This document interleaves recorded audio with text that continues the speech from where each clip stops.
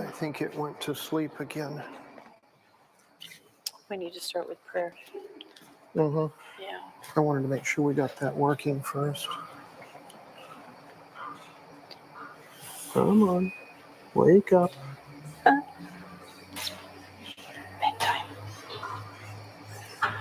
There we go.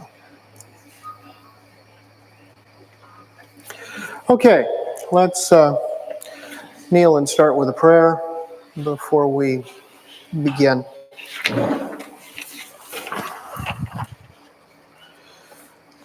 Our dear Heavenly Father, we come before you thanking and praising you that you have given us a list of tools to use so that we can keep these feeble mortal bodies running in good order.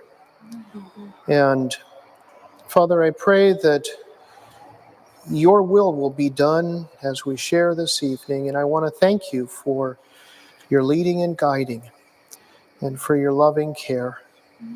Help us to walk with you faithfully and to dwell with you, that we may be fitted up for your kingdom. In Jesus' name, amen. Amen.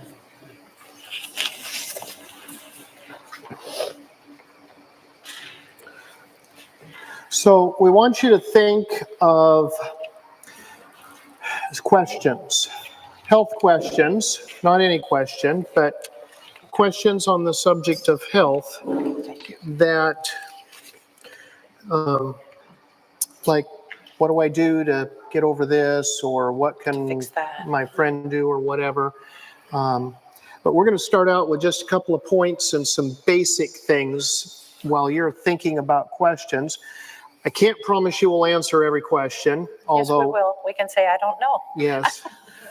And there you may find us something, but we also kind of have something that we have found that when in doubt, we know what to do with it. So, Right? And go to the books.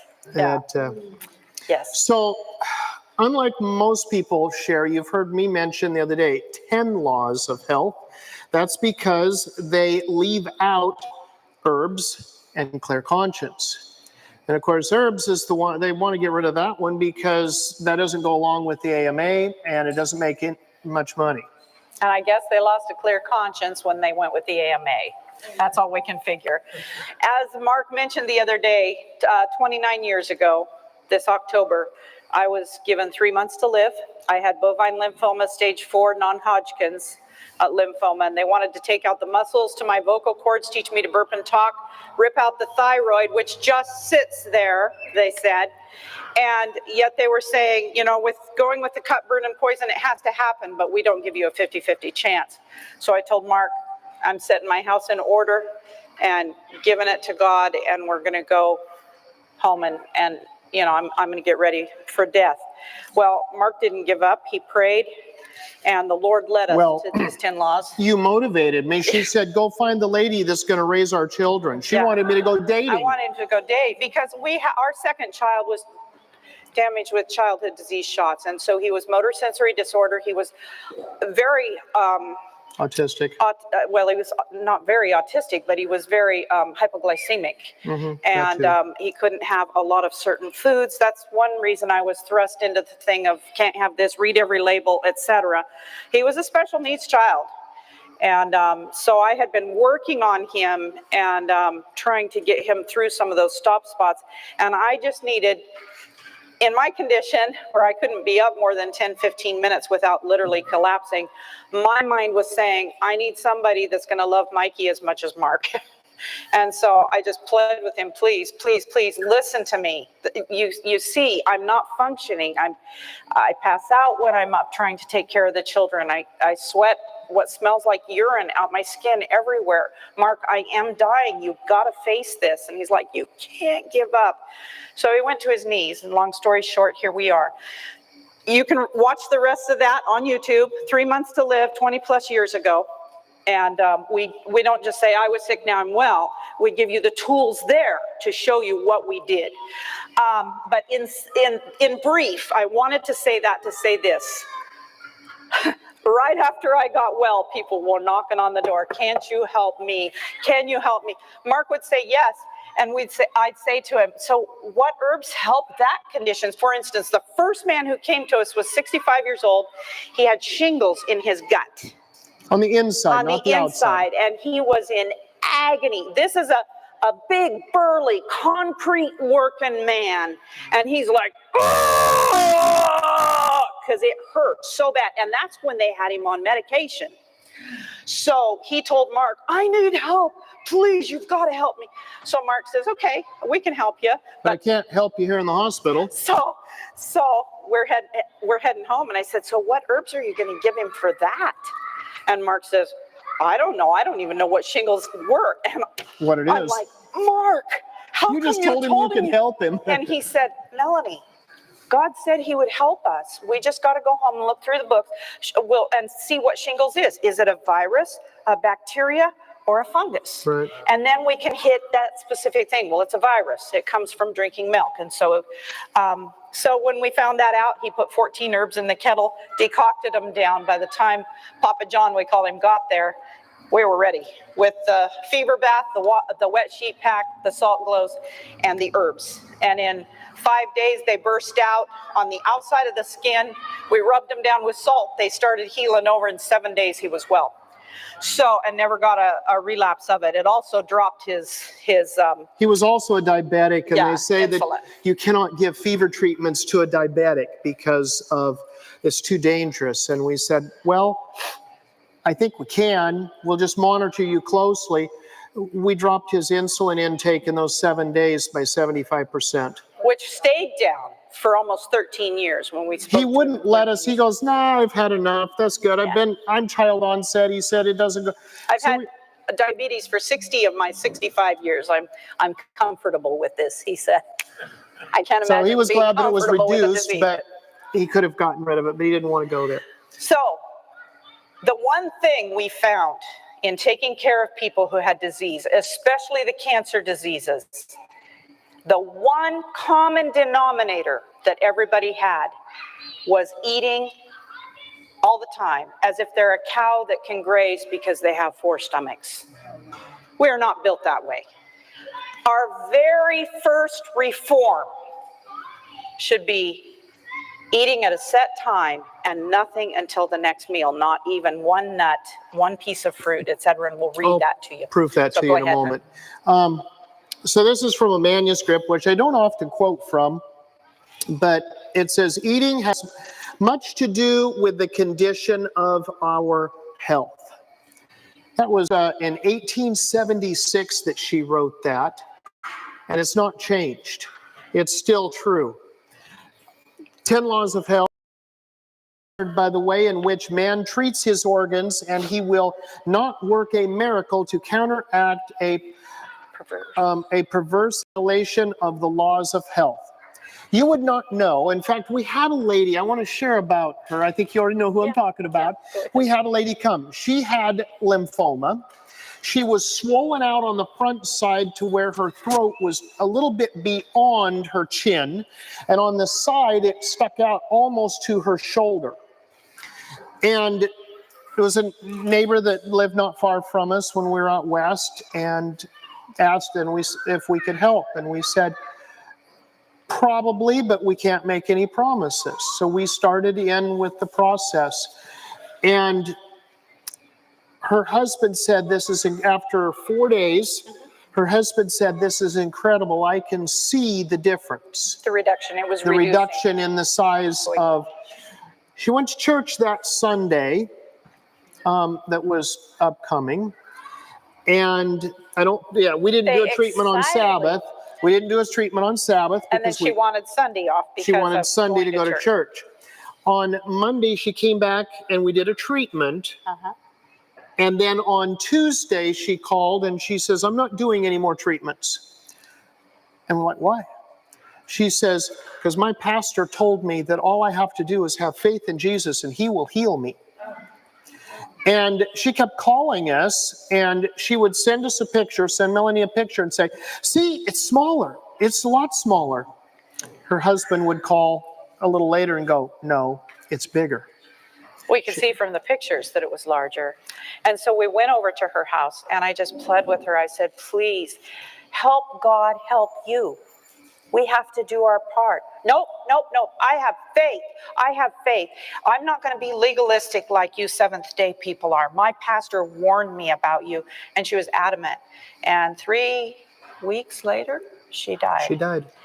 And her husband was just weeping. He told us he called us she was on the road to health. She was actually walking this driveway with me every day after you did those treatments until he spoke with her. So, pardon? No. That was a lady in Canada. We've taken care of a lot of people. So, yeah, a lot of people. So you can pick these up top. We had Brother David get this off the table for us.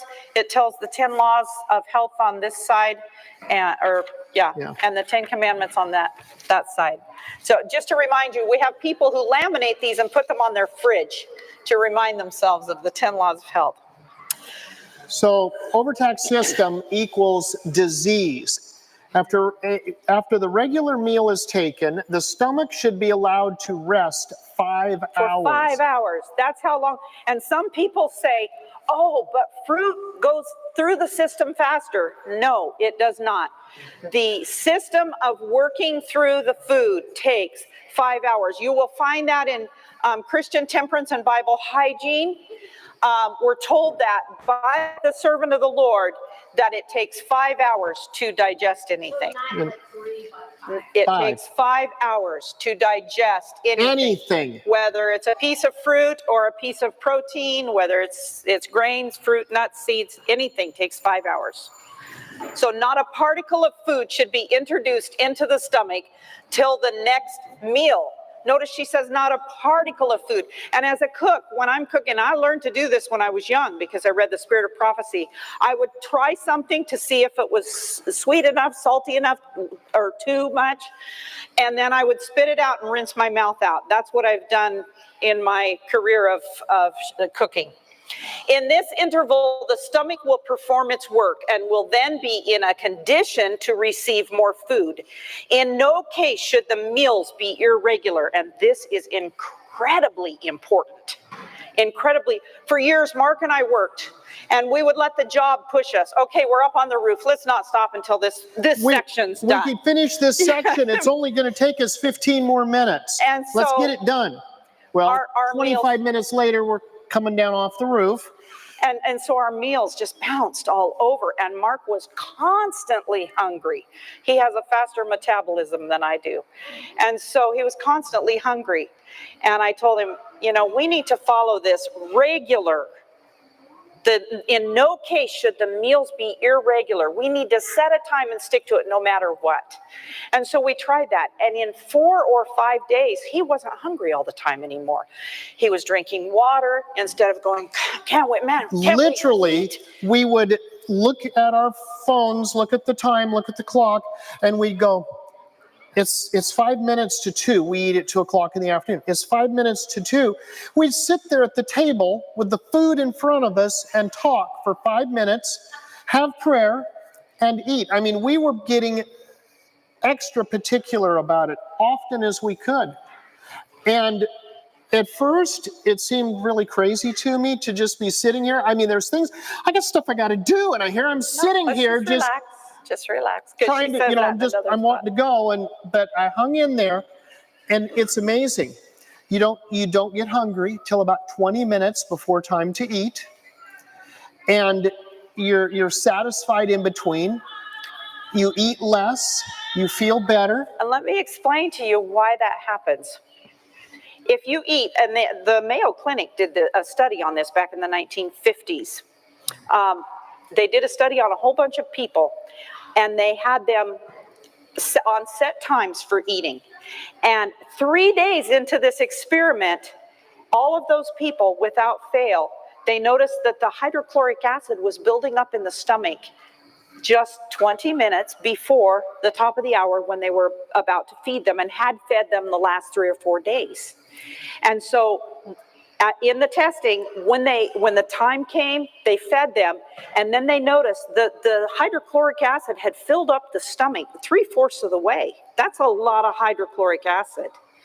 But as they put the food in and the stomach stretched out, those very thin little blood vessels took up and absorbed the hydrochloric acid, the excess that was there. And hours later, they started testing these people. Okay, is the blood different? Where did it go? Where did it go? What's happening in the blood? Lo and behold, these people who had not been on a regular diet until they got into this study 4 days before, their blood, there were enzymes in the blood with that hydrochloric acid content in the blood that was killing off fungus and bacteria in the blood. So it was purifying the blood.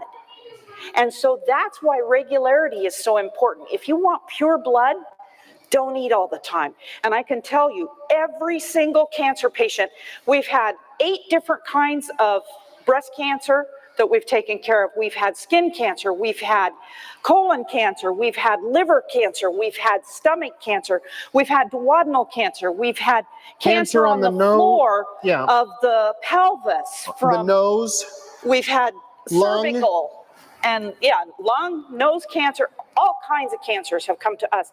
Every single one of these people have been grazers, thinking they were built like a cow and had 4 stomachs. It causes impurity in the blood to eat just even one morsel of food and irregular times. So if you want to get sick, if you want to die of disease, eat all the time. Eat all the time and be irregular. If dinner is eaten an hour or 2 before the usual time, the stomach is unprepared for the new load, for it has not yet disposed of the food eaten at the previous meal and has not vital force for new work. Thus, the system is overtaxed and you become toxic as if you were an alcoholic.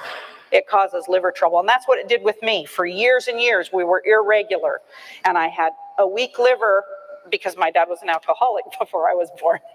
And so it just caused difficulties in my system to keep going in that, eat when we have a spare minute from the job. And so with turning to this in the last few years, it has helped a lot. And then this year we got on the road and we've gone 13,000 miles and done a lot of sedentary. And I've had some difficulty with the liver again, but the system is overtaxed when we just throw stuff at it at odd hours. So let's be regular. Next one. Okay, perverted appetite. Our bodies are Christ's purchased possession, and we are not at liberty to do with them as we please. Man has done this. He has treated his body as if its laws had no penalty. Through perverted appetite, the organs and powers have become enfeebled, diseased, crippled.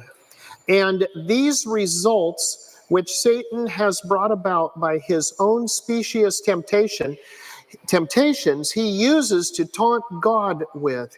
He presents before God the human body that Christ has purchased as his property. And what an unsightly representation of his maker man is, because man has sinned against his body and corrupted his ways. God is dishonored. Let's review in Herald, December 31, 1908, paragraph 5. And we only have a few slides, and I want to go through them quickly here.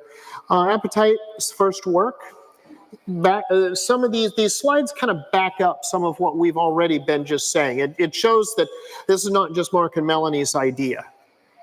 Intemperance lies at the foundation of all the moral evils known to man. Christ began the work of redemption just where the ruin began. And by the way, it says in Spirit of Prophecy, volume 2, that when Christ was in the wilderness of temptation, that was exactly 4,000 years from the day that Adam sinned and fell. The fall of our first parents was caused by the indulgence of appetite. Remember, eating between meals. And we know it was between meals because they weren't together. She had wandered off. So that's quite a thought. In redemption, the denial of appetite is the first work of Christ. Signs of the Times, August 7, 1879, paragraph 17. Also found on Counsels on Diets and Foods. Eating between meals. I am astonished to learn that after all the light that has been given in this place, many of you eat between meals. You should never eat or let a morsel pass your lips between your regular meals. Eat what you ought, but eat it at one meal and then wait until the next. And that's Testimonies for the Church, Volume 2, page 373, and written in 1869. By the way, for parents, well, grandparents too, if you do this with the children and you don't let them have anything in between, you will suddenly discover when it becomes mealtime, they will be hungry and they won't be picky. They'll be ready to eat whatever's been prepared. It makes a huge difference. But if they've been eating all the time, oh, and there's one other point that I got to bring out with that. I think there's a quote kind of with that, but I'm going to say it right now anyway. And that is, if you've ever wondered why, and this is not just children, this is adults. If you've ever wondered why somebody's attitude is really bad, all you got to do is watch what they're putting in here and how often they're putting it in here, and you will know. If you want your children to be sweet-tempered and mild-mannered and obedient, get them on a schedule, and that will improve. A dyspeptic stomach causes a grouchy person. Greatly improved health. It is quite a common custom with people of the world to eat 3 times a day, beside eating at irregular intervals between meals. And I just want to pause there, because when, out west anyway, when in the 1970s, snacks were legalized, what do you call it?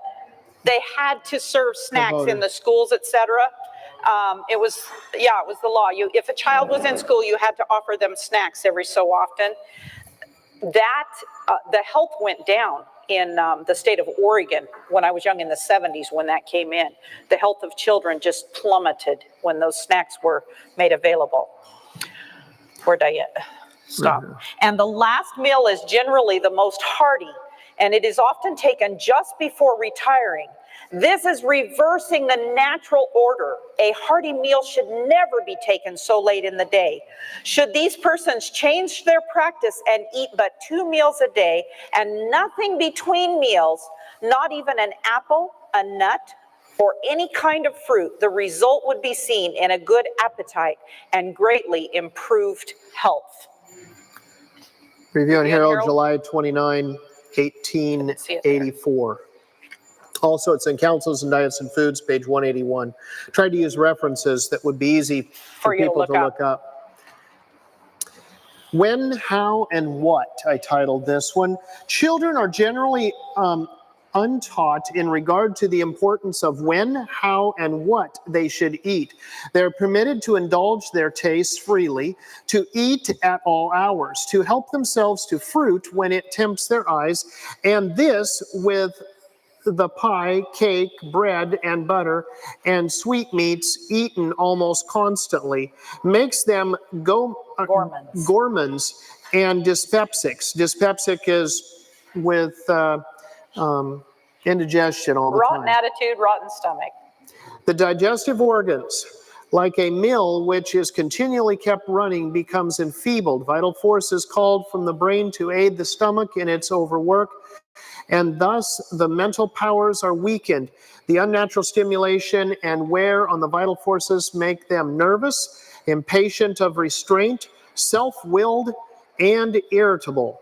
Health Reformer, May 1877, or Counsels and Diets and Foods, page 181. Indulgence of appetite. There are many sick who suffer from no disease. The cause of their sickness is indulgence of appetite. They think that if the food is healthy, they may eat as much as they please. This is a great mistake. Persons whose powers are debilitated should eat a moderate and even limited amount of food. The system will then be enabled to do its work easily and well, and a great deal of suffering will be saved.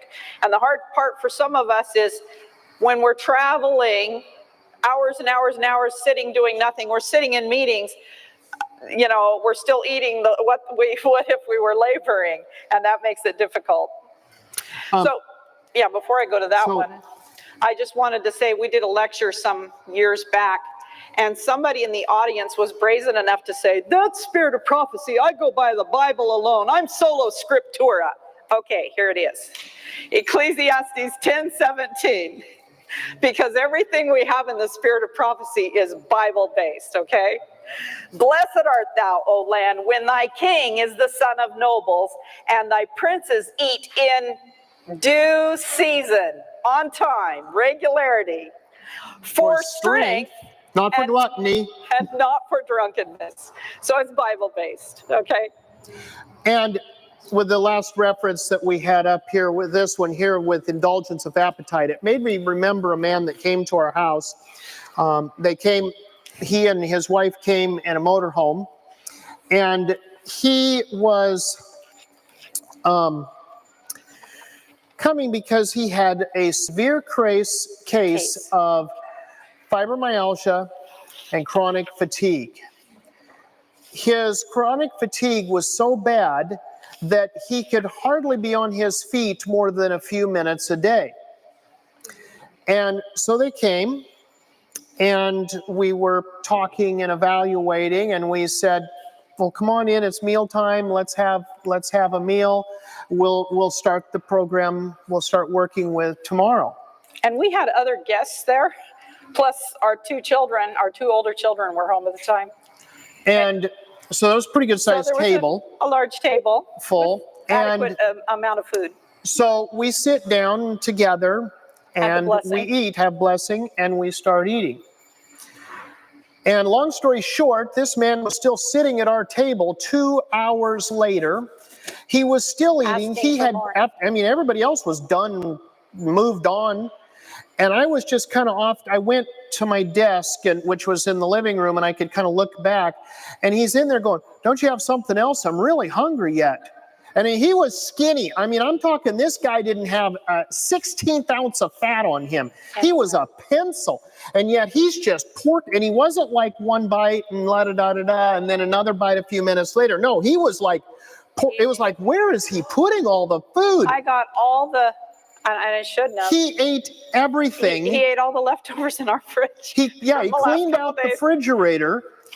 And then when he finally stops, he says, wow, I'm really tired. I got to go lay down. And he left. And we didn't see him until the next morning. And I told Melanie, I said, it's a simple solution. Take the man's fork from him and he'll get well. It's just that simple. He was a massive overeater. And so the next day we sat down, we started talking with him, and we started talking about the quantity of food. And we said, we could give you fever treatments until you're roasted. We could pour herbs down you, and it's not going to do any good until you get control of your fork. And they left. So I hope you have written down your questions or thought of them. I already had one question come in. And so we're going to talk about that. And what the question was, how to get rid of a prolapsed bladder, where the doctor is saying, oh, we need to go in there and stitch it up to your colon, the transverse colon. So the large, we're just going to do simple pictures. The large colon comes up on the right side, and it goes this way. By the way, this is something that usually ladies have from childbearing. This is not. And the bladder, of course, is down here. A guy thing. Down here. So this is the way your colon is supposed to be. And the doctor says, well, if your bladder is all frayed out here and you're leaking all the time, it's because it's just old and tired. So we need to stitch it up to here. Well, when I had this question asked me, I said, I suffered that. Oh, did you get the surgery? No, because I thought to myself, why would I want him to put holes in my colon? That's ridiculous. I don't want a mess going on here. So I went home to the book, the School of Natural Healing book by Dr. John Christopher. And I looked in there for what to do for a bladder that needs to be stitched up because it's just leaking all the time. And what I found out from this, from tapes, old tapes that we have from the 1970s from him, and from a couple of other books, is that the difficulty, ladies, is that you and I have about this much room to park a baby, not like most girls who have a long waist. We're cursed with a short one. And so we parked them out here, but they're still in the way of this. So when the food is coming through, when you have a child in here, this area tends to be squeezed, and over time it starts falling down. It just starts falling down and falling down and falling down. And then pushing the bladder down. When the baby comes out, you got a hotel in there of room, and that colon has stuff backed up in it, only it's down here now. So you have stuff backed up, and it starts pressing on the bladder. Okay? So your transverse colon is full of old fecal matter. I was that way for 10 years. After the birth of our second child, I suffered. I'd sneeze, pee my pants. I'd walk, pee my pants, cough, I'd wet my pants. So embarrassing. You can go through more pads with that than, excuse me, with your menstrual cycle. I know this might be embarrassing for you ladies, but I've had to do this before in front of people. So this problem just gets worse and worse and worse until the doctor says, oh, yeah, well, just stitch it up to there. What happens, and I've known ladies who have gone through this. They've gone through getting it stitched up to there, and for a short time, they're better. And I've asked a couple of physicians what happens there, and he says, well, yeah, we have to empty out some of the colon. Did you hear what I just said? What are they doing? They're going in and they're taking all the fecal matter out of this and stitching up the bladder on an empty colon that's up here. But if there's still some compaction, or if you're still eating cheese, which compacts, or meat, which compacts, the problem isn't solved, and now you have this surgery with this stitched up to here, which is not normal. And it's not going to handle the weight because it's used to being down, and so it's going to immediately just start settling down again. It's had a sag in it, and so it's not a strong colon because it's been down so long. Mine had been down for 10 years. So what do? So I went to the books. I don't have anything to wash this off with. Yeah, a paper towel here behind you. Okay. A little bit. So I went to the books and I looked, and Dr. Christopher says, she's got one. Get on a slant board. You know what a slant board is? It's like this. And what Mark did, because we're not rich, so he went out to the shop and he brings in a piece of plywood about this big, and he leaned it up against the couch and laid it up against the couch and had put some blanket on it and had me lay head down on it. So you put your head down and your feet up. Then you get a book. I'll use something else here so I don't lose my recipe. You get a book and you just lift like this.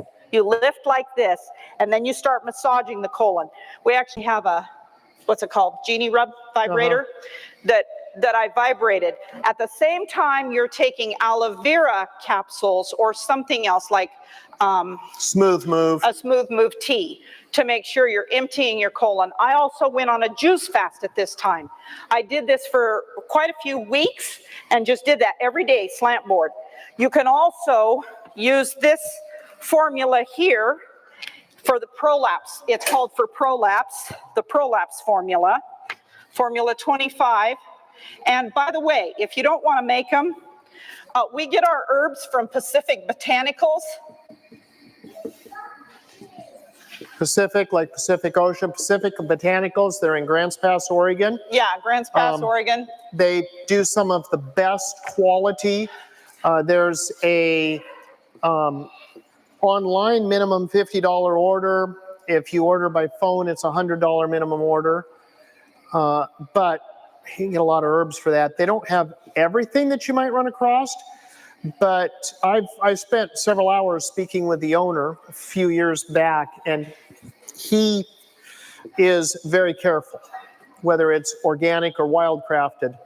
He's very, very careful about the source. So Melanie's writing up here the formula that from Dr. Christopher. I don't know how many of you have heard of Dr. Christopher.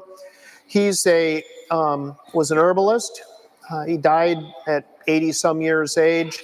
Actually slipped and fell on the ice, hit his head when he was running into his clinic to deliver a baby. Anyway. And when they took him to the hospital killed him because they'd been trying to put him out of commission for a long time. They gave him too much sedative or whatever, and it made his heart stop.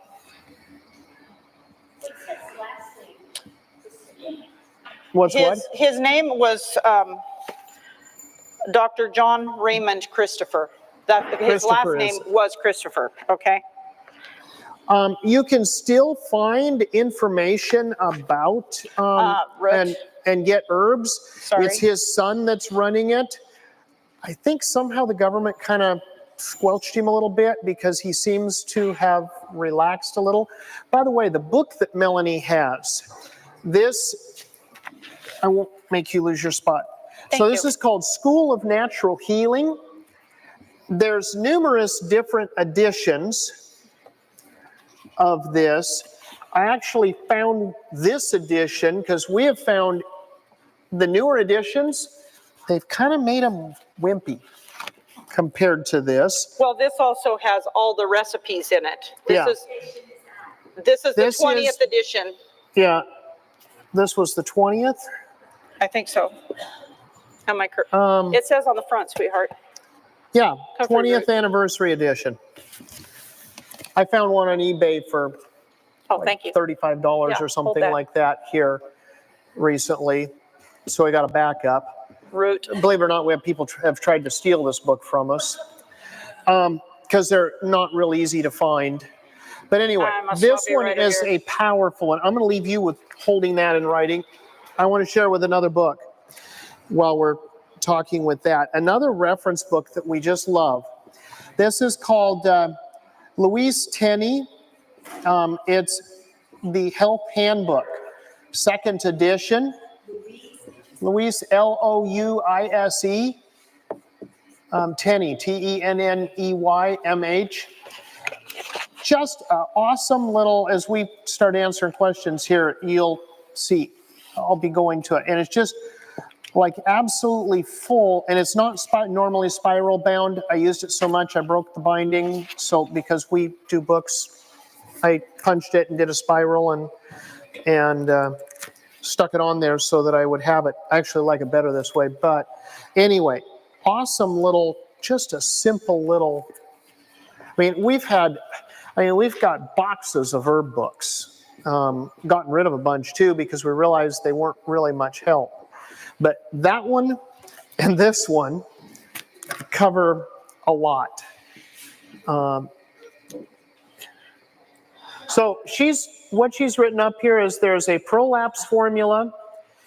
And when it says 6 parts, 3 parts, 4 parts, what that's talking about is, let's say that if you did tablespoons, we'd have 6 tablespoons, 3 tablespoons, 4 tablespoons, 3 tablespoons. I usually do cups because I used to send it out to everybody. The one thing with herbs that most people do not do and where they fail, and with natural remedies, period, straight across the board, the majority of people, why they say it doesn't work is because they have the take 2 pills and call me tomorrow attitude that the doctors have.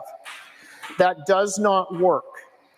If you have a heart problem and you take 2 capsules of herbs for the heart a day, it's not going to help. I've done that since I was poisoned in 2016 with the cyanide, and it nearly stopped it messed my heart up. I was just taking 5 capsules twice a day, and I was just barely hanging in there. But if I were to try and run outside of this building, I would just be coughing up blood because it backs up, the heart can't keep up, and then having heart attack like symptoms, and had to constantly carry heart tincture with me from Christopher, which I didn't like to take. I usually would put it under my tongue and then spit it out. But so I put up with that for years. And this last January, I told the Lord, I am so done with this. What do I do? I know you can heal me. You promised in Psalm 103, verse 3, I will heal all of your diseases. And Lord, I just need help. And the thought came to me, you're not using enough. I thought, okay, how much more do I have to take? So I thought, okay, we'll get serious about this. I'm not going to put it in capsules. I'll just take it. Well, I tried to take it in water, and it's got cayenne in it. It's valerian, hawthorn, and 1/8 part cayenne. And I don't like hot stuff, but that was too much. And then Mark said, why don't you put it in tomato juice? So I put it in tomato juice, and I started drinking a heaping soup spoonful. It's more than a teaspoon, correct, isn't it? Yes. Okay. So I started drinking one of those at each meal. Heaping, in the middle not of level, each meal. but heaping. Just Much as you can get on it. And a heaping soup spoon full of the heart herb. And Twice a day. Twice a day at each meal. And within weeks, we didn't even get out of January. That was January 1st. We didn't even get out of January. And I was able to sprint short ways. The backing up of the blood where I was coughing it out my lungs stopped. I was not having the restriction when I was sitting too long at the computer working. We need a microphone over here. Yeah, just take more. Microphone, please. And I'll get back to this after that. So the heart formula, is that equal parts or what? The equal parts of hawthorn berry and valerian. Hawthorn is a builder and a feeder of the heart. Valerian keeps it going level. Now, valerian is what they make Valium off of. You take too much of that, you'll go to sleep unless you're backward like I am. If I take it, I walk the floor all night. I don't know why, I just do that. But it causes your heart not to, most people have, when we have heart trouble, we have irregular beat. It will steady it up. So those are equal parts, but then you want 1/8 part cayenne in that mix. So back to this, ladies. You get on the slant board, you take this prolapse formula, you've made a tea of it. You insert some of that and just try and hold it there while your head is down and your feet are up. And hold that as long as you can. At nighttime, you'll put in what's called a bolus. And I was going to have you take a picture of the St. Helena. St. Helena. We use cocoa butter instead of, you can use coconut oil, but it melts so fast, it kind of leaves the herbs behind. So you want to use the cocoa butter. You can find little sticks of it in Rite Aid and, your cheaper Family Dollar stores in the health section. Cocoa butter. She's got to write it so she can. Yeah, she asked how I spell it. Is that? Cocoa butter. COCOA. Huh? I believe it is the oil off of it. It has a melting point that's not 75, it's like 99 to 100. So you warm it in a pan and you put, whoops, I didn't finish this. You put these herbal bolus together in that. You mix the herbs into it. While she's writing that, you mix the herbs into it and take and then shape them into something like a finger size, and she lays them on wax paper, sticks them in the freezer. Guys, you really don't want to grab one. They look like a chocolate, something really good to eat, but it tastes never really eat bad. in between meals, and you won't have the problem Mark had. No eating between meals. Anyway, I grew up eating between meals. Although I did try one of those one time. I know, that's what I'm saying. It was we were almost ready to eat, and I opened it up looking for something else. I thought she'd made a dessert. Yeah. Guess again. I was surprised. Anyway, she used this formula then, and they make this the herbal bolus, and we have seen it work for all kinds of female issues. Cysts, it works with the prolapse, it works just about any girl problem that you could name. This is one of the go-tos. For what? Fibrous tumors? Yes, it takes them out. We've used it on tumors that were even the fast-growing ones that had all the fingerlings on it. Here we go again. If there's like with a tumor, you don't want to just go, oh, well, let's try the herbal bolus and see if that works. No, if you've got something going on like that, you want to hit it with hydrotherapy, you want to hit it with the herbs, you want to do the juice fasting. You would know how many people say, well, yeah, I think I'll try juice fasting for a few weeks, and if that doesn't work, then maybe I'll try some herbs or something. I heard that this herb or that herb is really good. No. Hit it with every herb in the cupboard. Hit it with everything you've got. Stand on it. Get serious about it. And then it works. And one thing we've found also, if you have a disease that's taking your life, digestion takes a lot of work for the body. Quit eating. Go to juicing everything, because when Melanie your body is short of nutrition, and you're not going to be able to get enough vitamin A out of carrots if you're eating them, but you can get enough out of juicing them. It takes a lot of vegetables. And the other thing, if you have cancer, don't do fruit. Don't do fruit. Your cancer cells grow on sweet things. So skip the fruit and go with just the vegetables and the greens. Yes, sir. Get him the mic. Thank you. So this formula here, okay, this for prolapse, right? This is for the bolus. These are inserted at night. You put them you melt the cocoa butter, put them in that, make a bolus just about this big. Put them on wax paper, like he said, put them in the freezer, and then insert them at night. You can douche them out in the morning with this, ladies. Okay, popsicles. All right. So the question is, will that also work for like constipation issues? It does. Constipation. The other thing is, men can insert them. And also, this board idea. Yes. Yeah. Mm-hmm. It's good for men as well. And men have prostate trouble. Mm-hmm. You put this in rectally at night for a man, it will take care of prostate trouble. It cleans up the system. It takes all the bad out of there, collects it, and then starts healing and building. These are your healing and building herbs. So are we talking enlarged prostate? Is that what any of it? Any of it? Even prostate cancer? Prostate enlarged, blocked. We've had one man who had stones come out of the kidney and got blocked in the urethra tube and down into the prostate, which enlarged it. Yeah. And that's usually what enlargement is. Something's blocked and it can't get through. Okay. So this will help clean it up. How about that? Thank you. Okay, one back behind you there. And we need the speaker on up here, at least I do, so I can hear them better.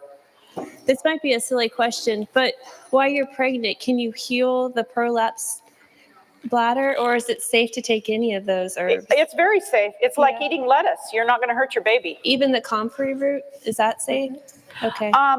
What I would do is I would vaginally put this in at night. Oh, the bolus. Excuse me, not vaginally, but rectally, because you've got a little one in there. Yeah. So put it in rectally and feed that child and pull out the waste system. Okay. Lobelia taken internally, if the baby is not okay, it'll do one of two things. It'll help it be okay. It'll strengthen it. Or you will naturally abort. Yeah. Lobelia is the thinking herb. So if there's a problem, lobelia will fix it one way or the other. So back to the collapsed transverse colon that's pressing on a bladder, causing leakage all the time, ladies. like I told you, I suffered with that for 10 years. I did the slant board routine with these 2 sets of herbs. We moved. What did I do? I don't remember. I don't remember. It was like 3 months, maybe. Off and on. 3 months. You didn't do it regularly. Yeah, because I had 160 bones to feed all the time. Okay. Long story short, a year and a half later, after we had moved, of course, I was doing a lot better, but I got pregnant with Matthias, our last child, and he was 10 pounds when he was born. And after he was born, I went right back to the bolus and the slant board routine and never suffered any bladder, and did Kegels like I'd been taught to do, which never did help, but just made sure that my colon was cleaned out and did that gently because I was nursing. So yes, it can be fixed. I've never had a problem since. Okay, Yes, back sir. there.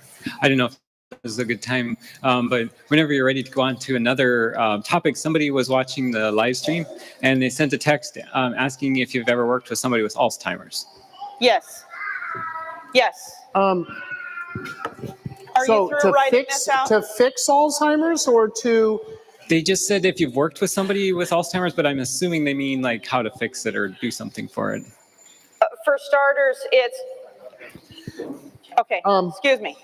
I'm sorry, just real quick, I just want to know, did you say you put the cocoa butter Yes, you warm it in a pan, a saucepan. or boil it or melt it? Melt it and then add the herb and mix it in really well and let it pull it, and then it's going to be a little warm to work with, but make it into pencil size or finger size deals. I'm sorry. Go ahead, take your picture.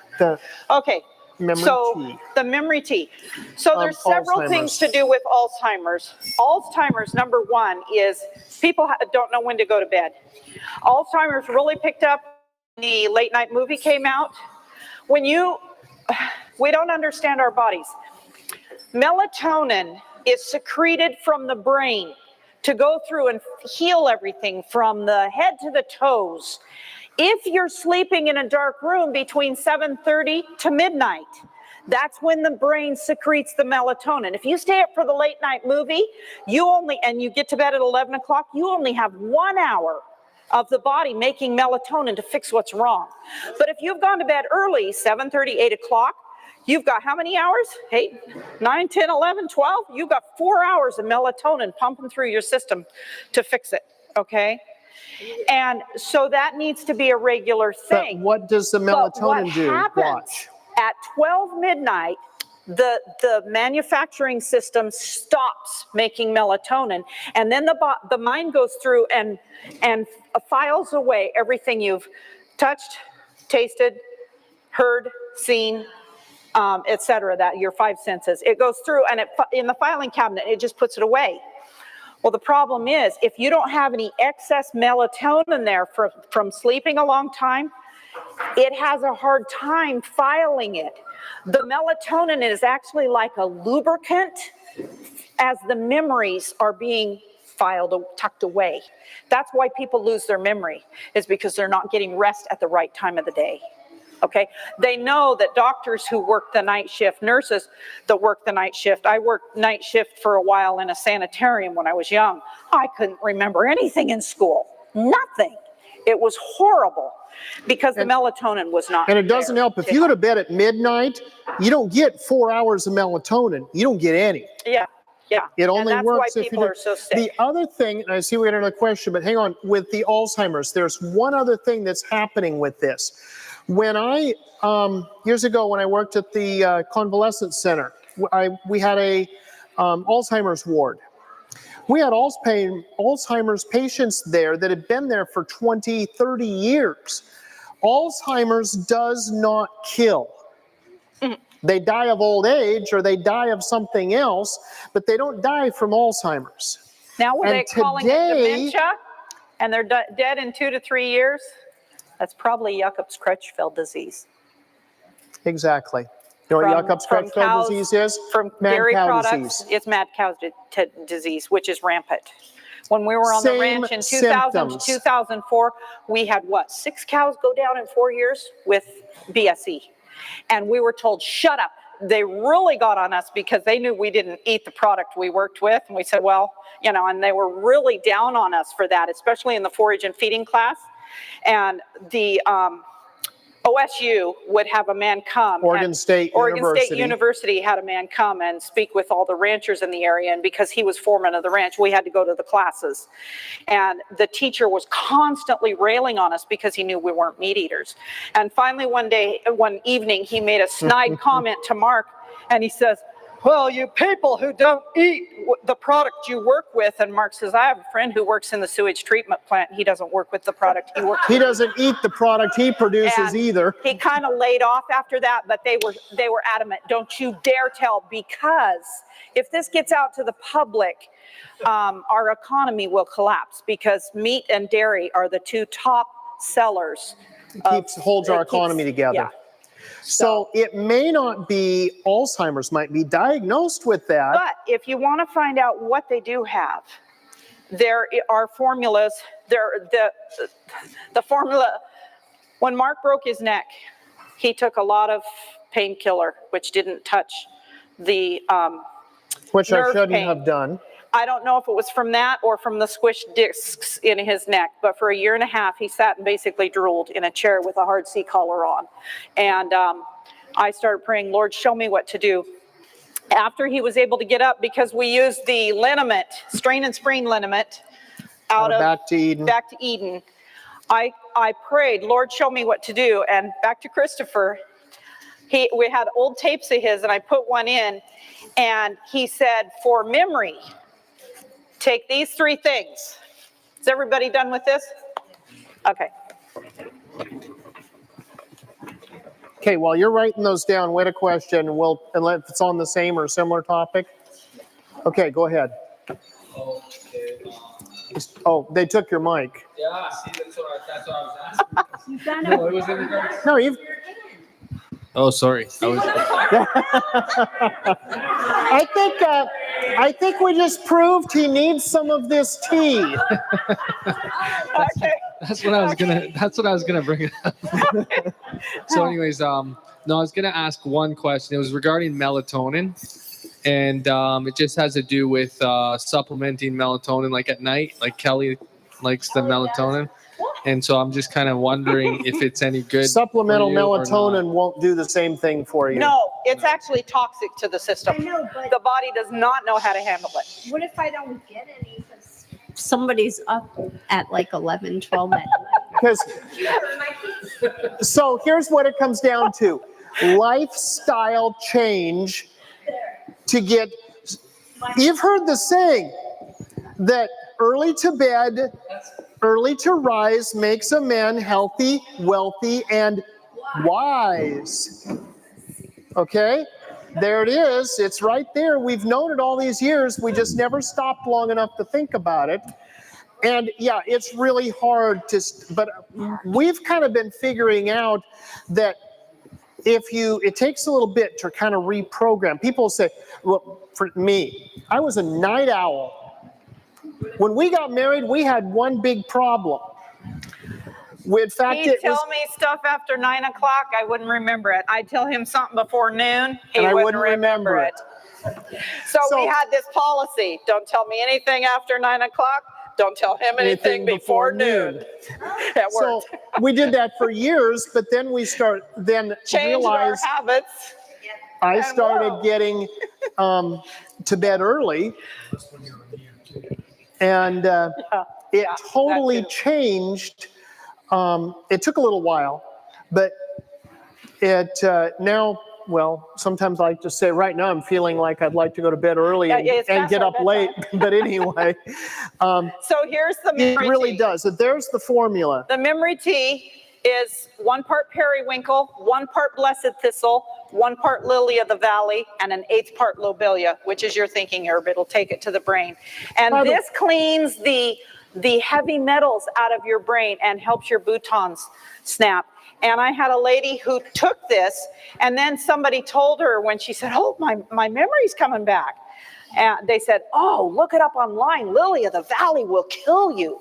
Well, Mark's dead then because I gave him cup after cup of this. I've but had pounds I of it. want to warn you, I would have a photographic memory if I could stand this tea every night, but I can only take it for about a week and a half and then I'm like done. It's not a pleasure drink, okay? No, it's not a cup of I'm just warning peppermint. you, it's not a pleasure drink.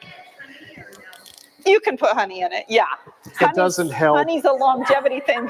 He says it doesn't help, but The other thing, too, that I got to mention here, lobelia. And, of course, lobelia was in that other formula, but lobelia is the thinking herb. If your system is toxic, even with this formula, and you have 1/8 part lobelia, you drink this, you're going to throw it up. for instance, Within a few minutes, it will come back out. But you know what? When Melanie had I was cancer, going to tell him. There you go. let me tell it. Go ahead. I did it too. Go ahead. When she had cancer, mullein and lobelia are the two major herbs for lymphatic cleansing. So I would give her a cup of tea, mullein and lobelia. She'd drink it, she'd start to drink it. She couldn't even get a cup down, and out it comes. And I'm like, well, it can't be that bad. So I said, okay, we're going to do it this way. So I made her a cup, I made me a cup. And it's like, okay, here we go, we're going to do this. And I drink my cup down and go, oh, that was nasty. Okay, and she's going, and out it comes again. And I went, and so I kept back to the book, start reading. Oh, if you're toxic, it's bringing out toxins. And she, of course, she had cancer. She was very toxic. So what I did, it's called tough love. I'd have a wet washcloth. I'd hand her the cup. We'd be over the toilet. She'd drink some. She'd throw up. She'd wash her face off. I'd hand her the cup back, say, drink some more. Have I ever told you how thankful I am? You were so hard on me. Thank you.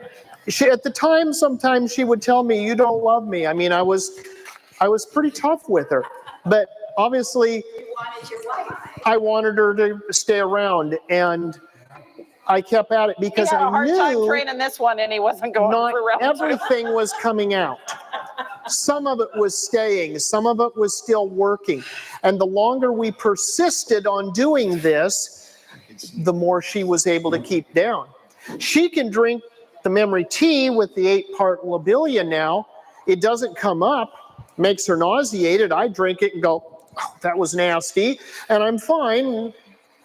But she'll drink it, she doesn't throw it up, but she's like feeling woozy, and she still struggles with it, even all these years later. It's just a memory thing. It might really be just is. a mental It thing really with is. her. It's a mental. But anyway, there's something for memory. Okay, and we want to do, before we talk all night, we want some more, we need the, oh.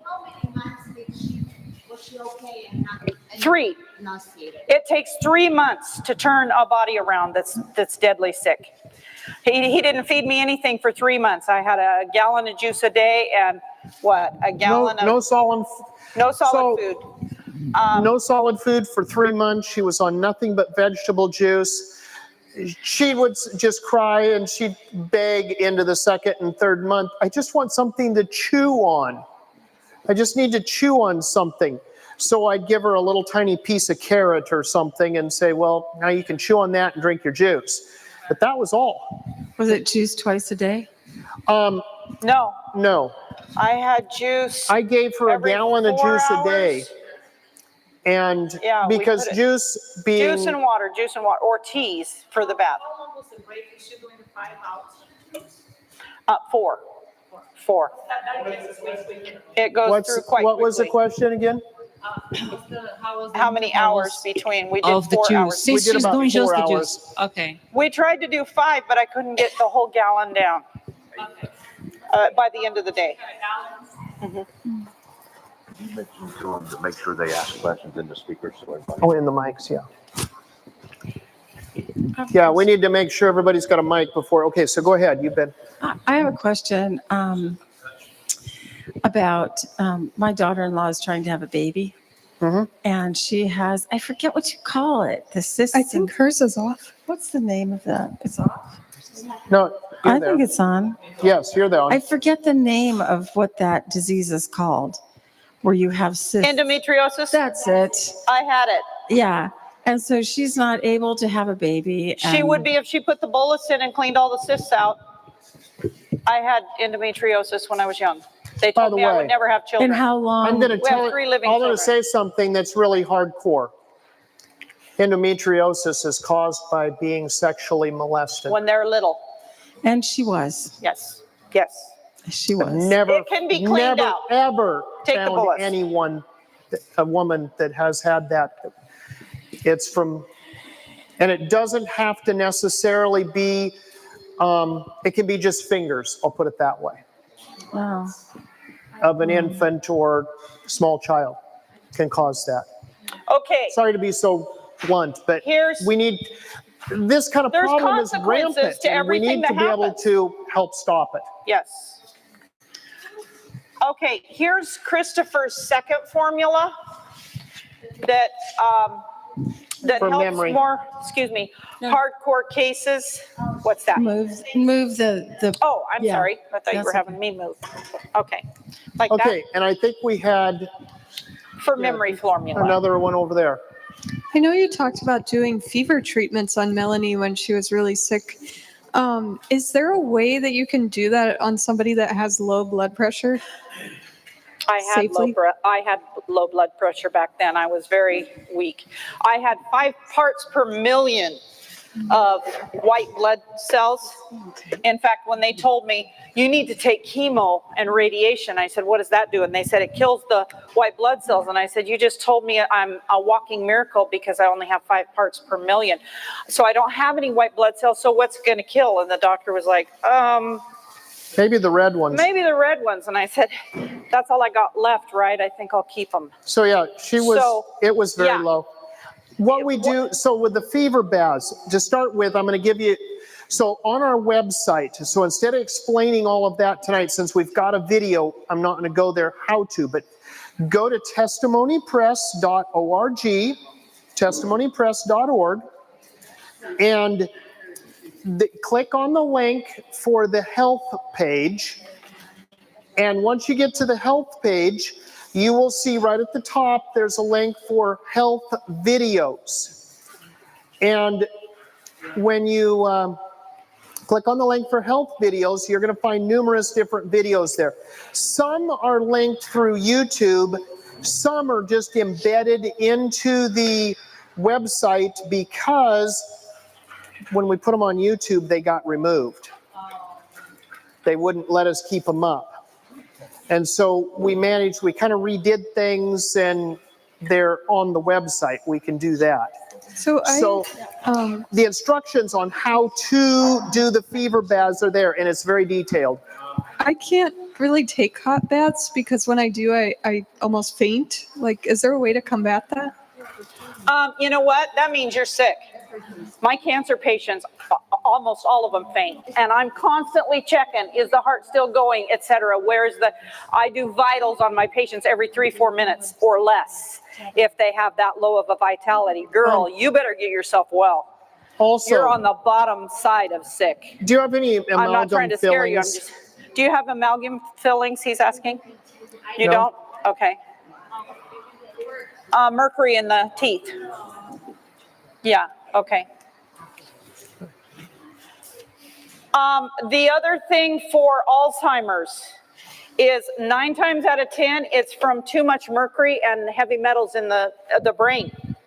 We get it from, and this is why I brought all my own kettles this time, because last time I fed you, I was just cringing at their aluminum kettles. So, use stainless steel or cast iron. The bugle weed combination takes the heavy metals out of the brain, and so does cilantro juice. We had, and you'll see this if you go and look at the 3 months to live 30 plus years ago, or 20 plus years ago. Now it's almost been 30 years now that we made that. But if you go look at that, you'll hear the story of Sherry. She was poisoned by her boyfriend, and her mercury level was 8.4, I believe, or 6. So I forget the numbers. Something like that. If they told her when it gets to a 10, you're dead. It was coming out of her muscles into her bloodstream. And so they said, when you get to it, and we thought she was a Wiccan witch when we met her. Her fingernails were black, her lips were black. Her skin looked like she would drink blood mercury all the time. It was just opaque, like she was already dead. She's well and still alive yet. We put her on the bugle weed combination, and she couldn't get in the tub either without having incredible trouble, Megan. So when you do a fever bath, it was really hard when you have a problem like that, when I started out with Melanie, I would work her up. We might keep her at a temperature initially, like at 102, body temperature, 102 or 103, for 10, maybe 12 minutes, and then I would have to abort the bath. By the time I was getting to the end, I put her temperature, by the way, you're going to think I'm crazy with this. If you only go to 102, that barely kills the common cold. You need a body core temperature for cancer above 105. That's like the minimum. We have had people come from sanitariums, and I won't name any names here. We've had people come and say, I just spent $10,000. I was there for 4 weeks, and they told me I'm incurable. I've got Crohn's disease on the inside. It's incurable. Did they give you fever baths? Oh, yeah, they got my temp all the way up to 102. I'm thinking, I told them, that's not enough to cure the common cold. Why is this happening? So we told you, we inherited Hone Research Library, and we had these reel-to-reels. And on one from 1968, he was in a meeting where there was a couple of doctors that had graduated from Emmanuel College. Does anybody know where that is? It's now called Loma Linda. Okay, so before it went from before it was Loma Linda, they called it Emmanuel College. But when they changed the name, they changed their ways. Well, these people, these two elderly people in 1968 were at this, and we had it on reel to reel, and they said, at that time, in 1968, they said, don't go to our sanitariums. They have been taken over by the AMA doctors who will write a prescription for anybody who comes saying, give them a fever treatment. But because it's on a prescription, by law, they cannot get you over 102. What? That's why there's no healing going on. And then they're having people That's why fever treatments don't work. Right? I have a son who has Bartonella henselae. So fever treatment for Bartonella. That would be very good with the cold wet sheet pack. Let me just say this. A wet fever heals. A dry fever kills. You have to make sure they're hydrated before you put them in a tub. We try and get a quart of water and a quart of yarrow tea, which is a sweating herb, into that person, and then another half quart of water at least. Now, how many did I say? A quart of water, a quart of tea, and a half quart of water, which would be a pint. So that's half gallon, almost 3/4 of a gallon of water in that person within an hour and a half before we get them in the tub. Yarrow tea? Yarrow tea. It will help them sweat out the toxins. It opens up the pores. So make sure if you're going to give a fever treatment, your patient is well hydrated before they go in. That they won't have problems. One of the things that we do different than most people that do fever treatments is we have put together 3 treatments that were totally separate, and you can use them separately, but we have found they work really well together. So we start out, we do the fever treatment. We take them out of the bath, the fun part. And even the people like it. We take a 5-gallon bucket of ice water, pour it over the top of them. Sounds like torture, but at that point, when you're so hot, it's marvelous. Then we take them immediately out and we wrap them in a cold wet sheet. We do a cold wet sheet treatment. Okay, and there's the instructions on the video. That's why I'm not telling you exactly how. Then we put them in there and we leave them there until they quit sweating. And of course, we're giving them more liquids to keep them going so that they're not getting dehydrated as they're sweating. They're going to have drank, I've seen upwards to 2 gallons by the time we get them out of a 4 hours worth of treatment. And that's roughly what it takes. Once we take them out of the cold wet sheet, we put them either into a shower or back into the bathtub that we've cleaned, and we get their skin wet, kind of rinse them off with tepid water. Not hot, because you don't want the pores to open back up that much. So just tepid water. And then you do a salt glow. Guys, if it's your wife, that's when you can assault her and get away with it. So you rub it on, and we found out with Sherry. Yes. She was pretty much like brain dead because heavy metals cause brain shutdown. So I worked on her for weeks, and I was doing all this stuff to her. And one day she's getting well enough, and she turns to me as I'm rubbing the salt on her arm, starting out here and rubbing up, and she said, what are you putting on me? And I said, we've done this every day for a while. And she said, I didn't realize that. What is it? And I said, it's just Morton's table salt. And she said, why are you putting it on? And so I explained how it will draw out the toxins, the mercury, etc., out of the muscles, everything near the skin. So when you put it on, keep talking, dear. And so I start get talking the salt to her. Moist. I start talking to her as I'm rubbing her down, and then she continued to ask questions. Her mind was waking up. And she started asking me questions, and 10, 12 minutes, 15 minutes later, I forget how long it was, she said, it's starting to burn. And I looked at her shoulder, and I said, Sherry, your salt has turned silver. And she said, why? I said, I don't know. I'd never left it on. Usually I just put it on and then I'd have them rinse off, but she'd been asking me questions. So we'd just been talking, and then until she said, oh, it's starting to burn. And so I put we had those roller doors that were hard. So I lifted them up, put them on, and I said, take your bathing suit off, and can you stand up on your own? And she said, yeah, I think so. And so I turned the water, adjusted the water for her, and she stood up, took the bathing suit off while I went to take care of the load of laundry. And after she got out and I tucked her back in bed, I went in there to clean out the tub. And as I'm rinsing out the bottom of the tub, I was pulling balls of mercury together that were as big as $50, silver dollars. Her boyfriend poisoned her. He put it in her dryer. He stole 10 pounds of liquid mercury from the gun shop that he worked at.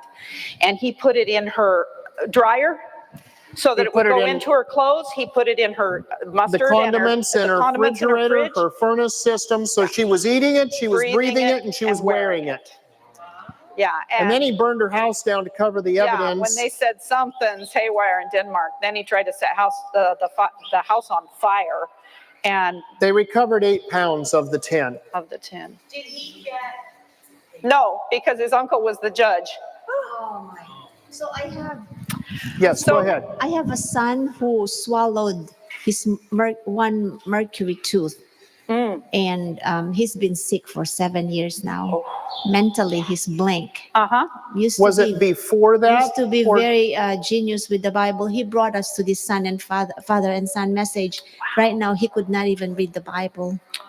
Okay. Have you tried cilantro juice by the quart with him? It's a heavy metal puller. Cilantro juice. So I don't know what to pull right now. He has heavy metals.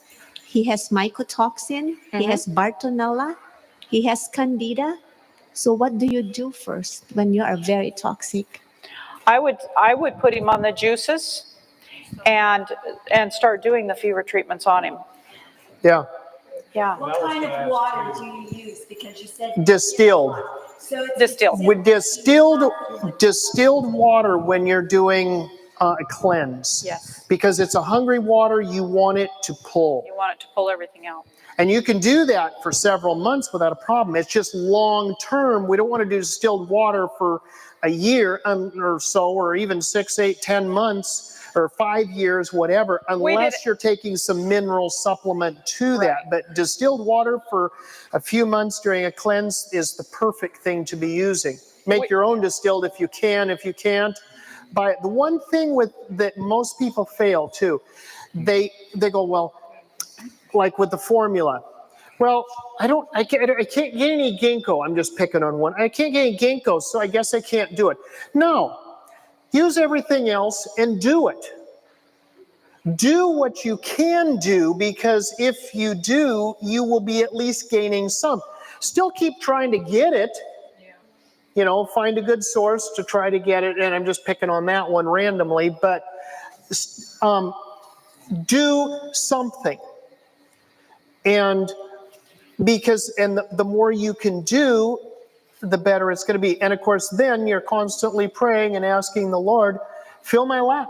With Melanie, when she had cancer, that meant, I was self-employed. That meant I wasn't working to take care of her. That meant there was zero income. When the neighbor in the middle of the winter, because it was through the winter she had cancer, said to me, I have carrots and beets in my garden. You can have them if you want them. The last thing I wanted was anything out of that man's garden, because he put, this long story, but he had wireworms in his soil. Wireworms are something that comes from human fecal matter. Yeah, it's a parasite. And he's offering me his carrots, and I'm going, oh, Lord, what do I do? And we were out of vegetables to be juicing. So it's like, okay. So I went out, I got a pick, I got a shovel. The ground was froze. We lived in the north. It was cold. I literally felt like I took his garden with me. I filled the back of the pickup, because I was out there with a pick, picking these things out of the ground, and, big old chunks of dirt, and putting them in boxes and barrels and whatever else I could find, putting them loose in the pickup. And then I would set them outside. Then I'd pick them up and I'd carry them in the house, dirt and all, and put it in a big, fact that the stainless deal is here. If you look on top of the oven, the warmer in the kitchen, that big round one with the handles on it, I'd put them into that, and it would sit by the wood stove, and as the dirt would thaw, I'd pull the dirt off of it, and I fed her that stuff that came out of that man's garden, and all I was doing was praying, please, Lord, help it. Help, because I'm doing the best I can do. It wasn't organic. He sprayed stuff. He had a gorgeous garden. It looked good, but it wasn't healthy. And we used it, and she got well. So you do the best you can do. If you can't get organic, fine. Do what you can where you are. But with carrots, I got to tell you one thing, and I see a lot of prayer. Yes, a lot of prayer. With carrots, be careful about carrots, because they use carrots to clean the heavy metals out of the toxic field. So when a field gets so toxic that the stuff won't grow, because of the fertilizers. Because of the fertilizers and chemical fertilizers and stuff, they plant carrots in there, and the carrots will pull that out of the soil, and then they sell the carrots. But you can tell. I had a lady that came to us, and I had bought some carrots, and I fed them to her, and she just threw them up. And she says, oh, that tastes nasty. And she couldn't keep them down. And I thought, boy, she's a cookie. She's going to be hard to work with. And I said, I think you can do it. Let's do it together. And I went to drink it, and I was like, this tastes like heavy metal. And it did. And then I said, I know why she's getting sick from He's been trying to ask a question. What was it when you were doing the juice during your cancer protocol, we're strictly talking vegetable juice and not fruit juice? No fruit juice. Right. Potatoes. Is that because the fruit juice has too much sugar? Or yes. What, yeah. Exactly. Potatoes, cabbage, carrots, broccoli. Red potatoes have an enzyme in it that helps any of the vegetables. Cancer. Okay. Raw vegetables, yes. Definitely. Celery, cucumbers. Were they store-bought or organic? We get whatever we can from wherever we can. The toxic carrots were, quote, organic. Yeah, weren't they were organic carrots that we got. So I went back to the same store and bought the non-organic ones. Were they bitter? Yeah, and they had a metallic taste. So you'll know just taste. Oh, you'll know taste. Sometimes I get really bitter carrots and they're just nasty, and I just don't want to use them. If they're not sweet, if they're bitter, if they're kind of metallic tasting, if they leave a bitter taste in your mouth, yes, they've pulled all of the pesticides and herbicides out of the. I wondered why they were like out that. of the soil. Another trick when you're juicing to help get more juice: put of course, we rinse everything in the food grade hydrogen peroxide now. We didn't then. We didn't know that back then. We didn't know that when she had cancer. But I learned when she had cancer, because I filled up the sink one day and I dumped the carrots in it so that I could wash them. And I ran off because I was taking care of 2 little kids, a 3 and a 5-year-old, plus taking care of a sick wife. And the 3-year-old was disease shot damage, so he was. So anyway, so it kept me busy. So the carrots sat there in the sink for a couple of hours before I got back to them. And carrots get dehydrated along with other vegetables, but specifically carrots. It rehydrated them. I got like way more juice out of it. And I thought at first, the juice is just going to be weaker. No, it's actually better and stronger. So put them in the sink, put them in a bowl, whatever, and we got in the mic over here, and let them set. Give them a couple hours. Give them 4 hours. Even kale. Or overnight. Yes. Won't hurt a thing. Go ahead. Do you think they also do with the beets, since they do this? It's the same way to grow. Beets are more touchy. I don't think they do, because beets are harder to grow than our carrots. Their tops will get really We've not run into it. That doesn't mean it's not possible. And die if they don't have good soil to grow in. So I don't think they do that to beets. Beets, though, ladies, if your thyroid is low and not working, drink beet juice. But don't do it too long, because it'll vamp it up until it's overrunning, until you have hyperthyroid. Guys, too. It'll work for either. I would suggest that you do it for about 2 to 3 weeks. 1 cup to 3 cups of beet juice a day is very high in iodine. It feeds very the nasty. Thyroid. You can mix it with something else. The only juice that we have found that you want to do alone, and you don't want to, when I would make juice for Melanie, I'd make it all in the morning, all at one time, put it in the fridge, bring it out a cup at a time for her, or a glass at a time as we were going. Cabbage juice is the one thing you don't want to do that with. Cabbage juice loses its enzyme power very, very quickly. And so if you're doing, and cabbage is powerful with cancer. It is. So when you do the cabbage juice, do it separate. You can add some carrot to it, but don't add any more to it and don't make any more than the person can drink in one sitting. Don't put it in the fridge, because if you put it in the fridge and give it a couple of hours, you might as well, then all you're doing is making them drink nasty, and it's not going to do much good. Go ahead. Yeah, I've read that beet juice also, or beets in any form, lowers blood pressure. Is that right? Or it can heighten it. It balances, because it causes the thyroid to work better. So if you have high blood pressure, it will lower it. If you have low blood pressure, it can higher it. It can bring it up. That's been my experience anyway, using it on people. Go ahead. I think in one of your previous talks, you talked about how you're treating a sinus infection with ozone, or I was just curious, what other things, how did you use the ozone, and what other things did you use for that? We cleaned his gut out. Well, the ozone, specifically with the ozone, we used it in the house. We treated the house with it. We didn't really treat me with it. Although I did do one treatment with ozone. I was trying desperately to figure out what to do, and I had gone and saw a naturopath doctor, and she was doing a IV for multivitamin thing. I can't say it really made any difference, but she did do one thing I think that did make a difference, but I couldn't afford to go back. She tried it one time with me.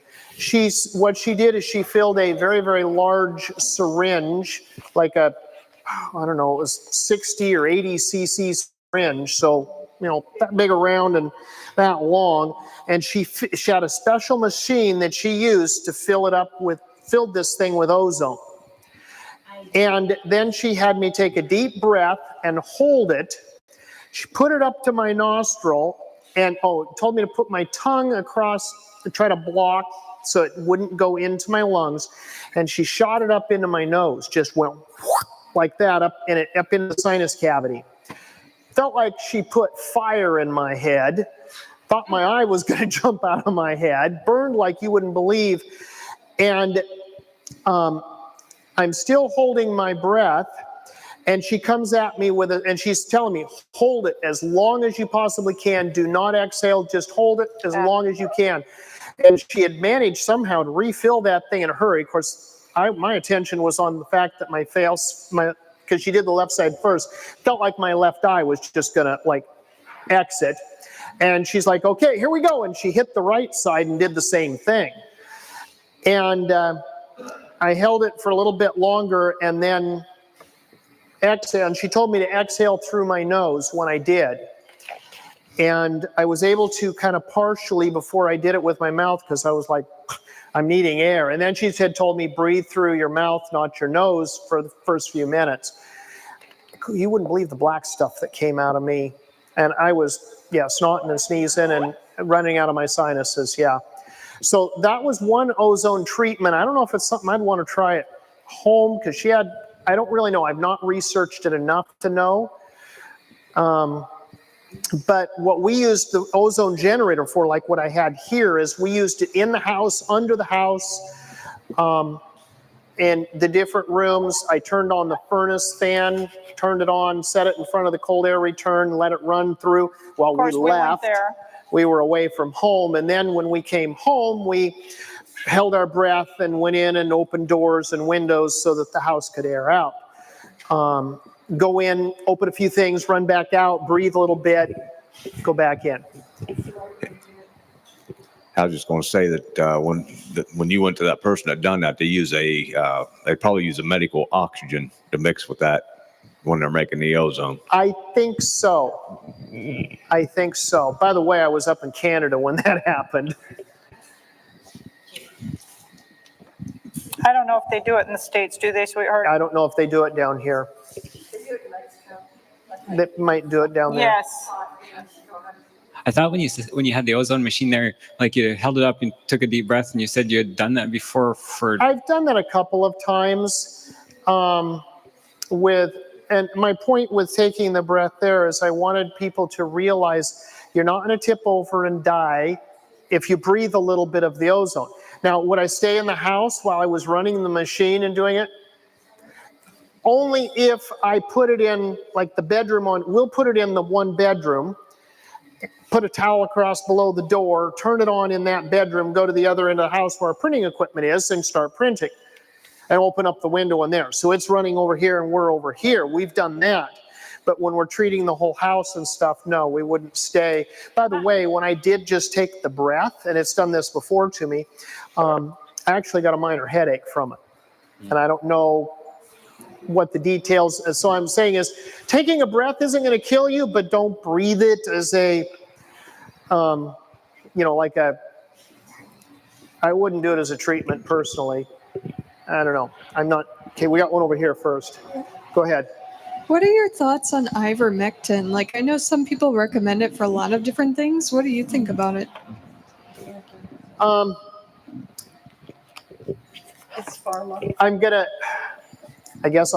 should have prefaced this whole thing tonight. I was going to do this too. Of course, I did the other day. We're not doctors. Ivermectin, number one, is a drug. But I'll relate the story to you this way. And I guess you could say I'm being careful. I don't want to end up in trouble because I'm not a doctor. I can't prescribe. But I have seen when the big C problem happened a few years ago here, and they started talking about ivermectin. Immediately, lights turned on for me. Because when we were on the ranch, we used ivermectin. And we also used another wormer, parasitic killer. Ivermectin is a parasitic killer. And the other one was called Valbazin. We used those two specifically, and sometimes a third on some times. So one of the mistakes, though, that people have been doing with trying to get animal source ivermectin is they're going and getting the horse ivermectin. And horses are very big animals. If you weighed 1,400 pounds, I'd say, sure, go ahead. But you don't. And so people are overdosing, and it is a drug, and that's dangerous. It's hard on the liver. And it can be, drugs are hard on the liver. But I will tell you also something else, and that is that because of the animal rights movement, the drugs that have been made for animals are actually more pure than those that they give to us. So when it says for animal use only, okay, I mean, you could do, but and I will say what we did personally with that. In fact, I actually have ivermectin in the fifth wheel here right now. Keep it around for just in case. I also have Valbazin in the fifth wheel.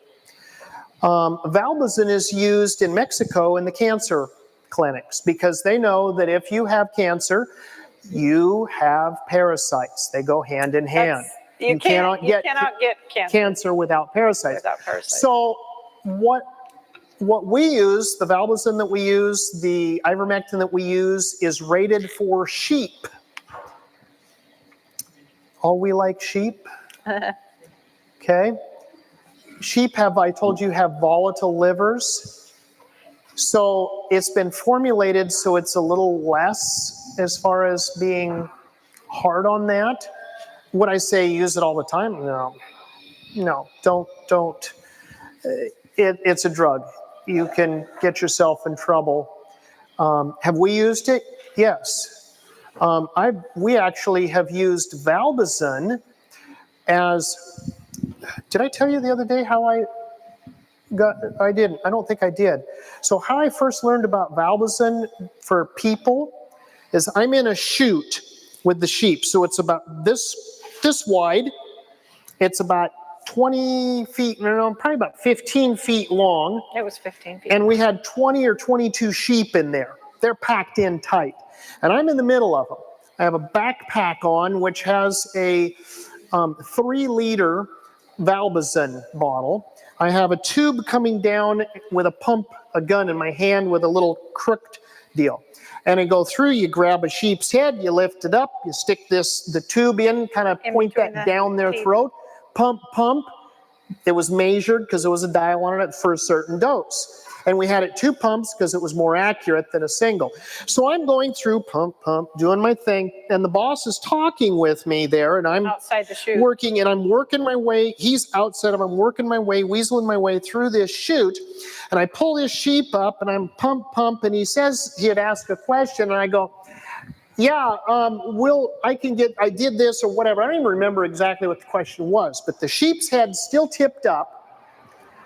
And I'm looking this way at him, and she goes, and I got a mouthful of Valbazin and slime from the sheep and green partially chewed grass. And I'm going, and I'm spitting. And the boss starts laughing. And he starts laughing. He was, it's funny, you'll be well tomorrow. And I'm still spitting and trying to get it out of my mouth, and I'm hollering at Melanie to bring me some water, and I can't get out of the chute because if I do, I'll lose where I'm at because the sheep are going to move around, so I can't just leave, and so I'm stuck there, and I'm begging and she was busy with something else, didn't even hear me. And then my boss tells me they use it in Mexico for cancer treatments. He says, what I'd suggest you do, though, he says, this evening, he says, go to the vet room, grab one of those other jugs out there and get some that's not been contaminated in here with the sheep, take it in the house, and he says, give yourself a dose, give the cats and the dogs a dose while you're at it. Just keep in mind for the weight.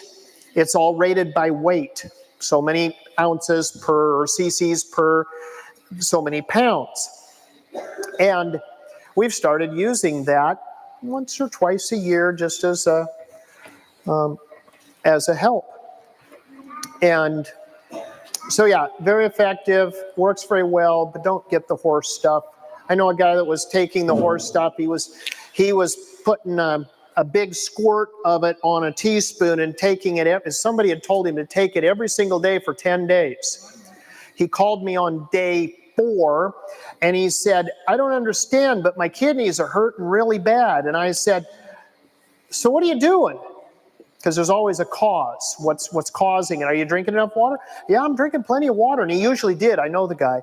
And I said, so what are you doing different? What have you changed? He goes, oh, I'm taking ivermectin.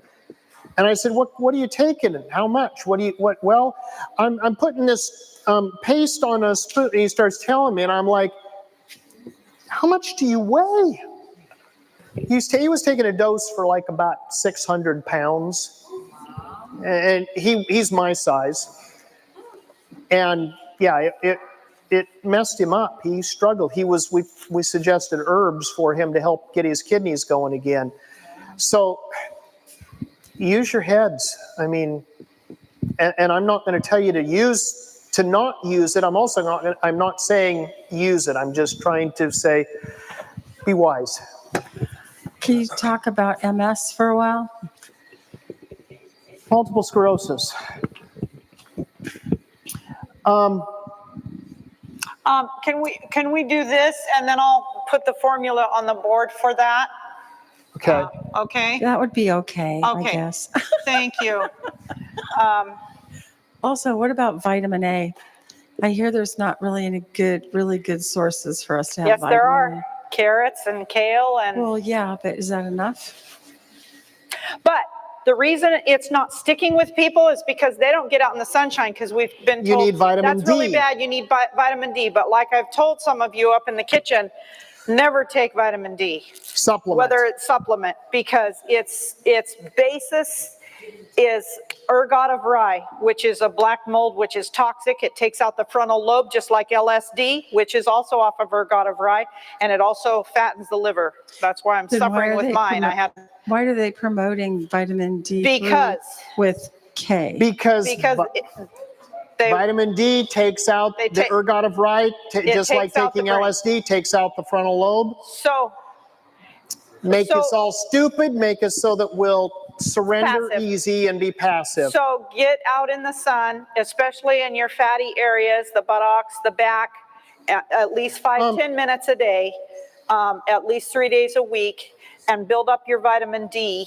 So when you're- allow that to, when you're looking and then at- the vitamin A you do drink from the carrots will have something to work with, because vitamin A and D work together.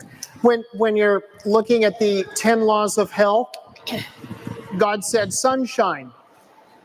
He didn't say vitamin D supplement or vitamin D fortified foods. And this is what I wanted to go over with arthritis. I had somebody ask me earlier what to do for arthritis, the crippling arthritis, any kind of arthritis. Number one. Notice in here, I don't know how many of you know your herbs, but you've got chaparral, you've got burdock, you've got the black cohosh. All of those are help to the liver.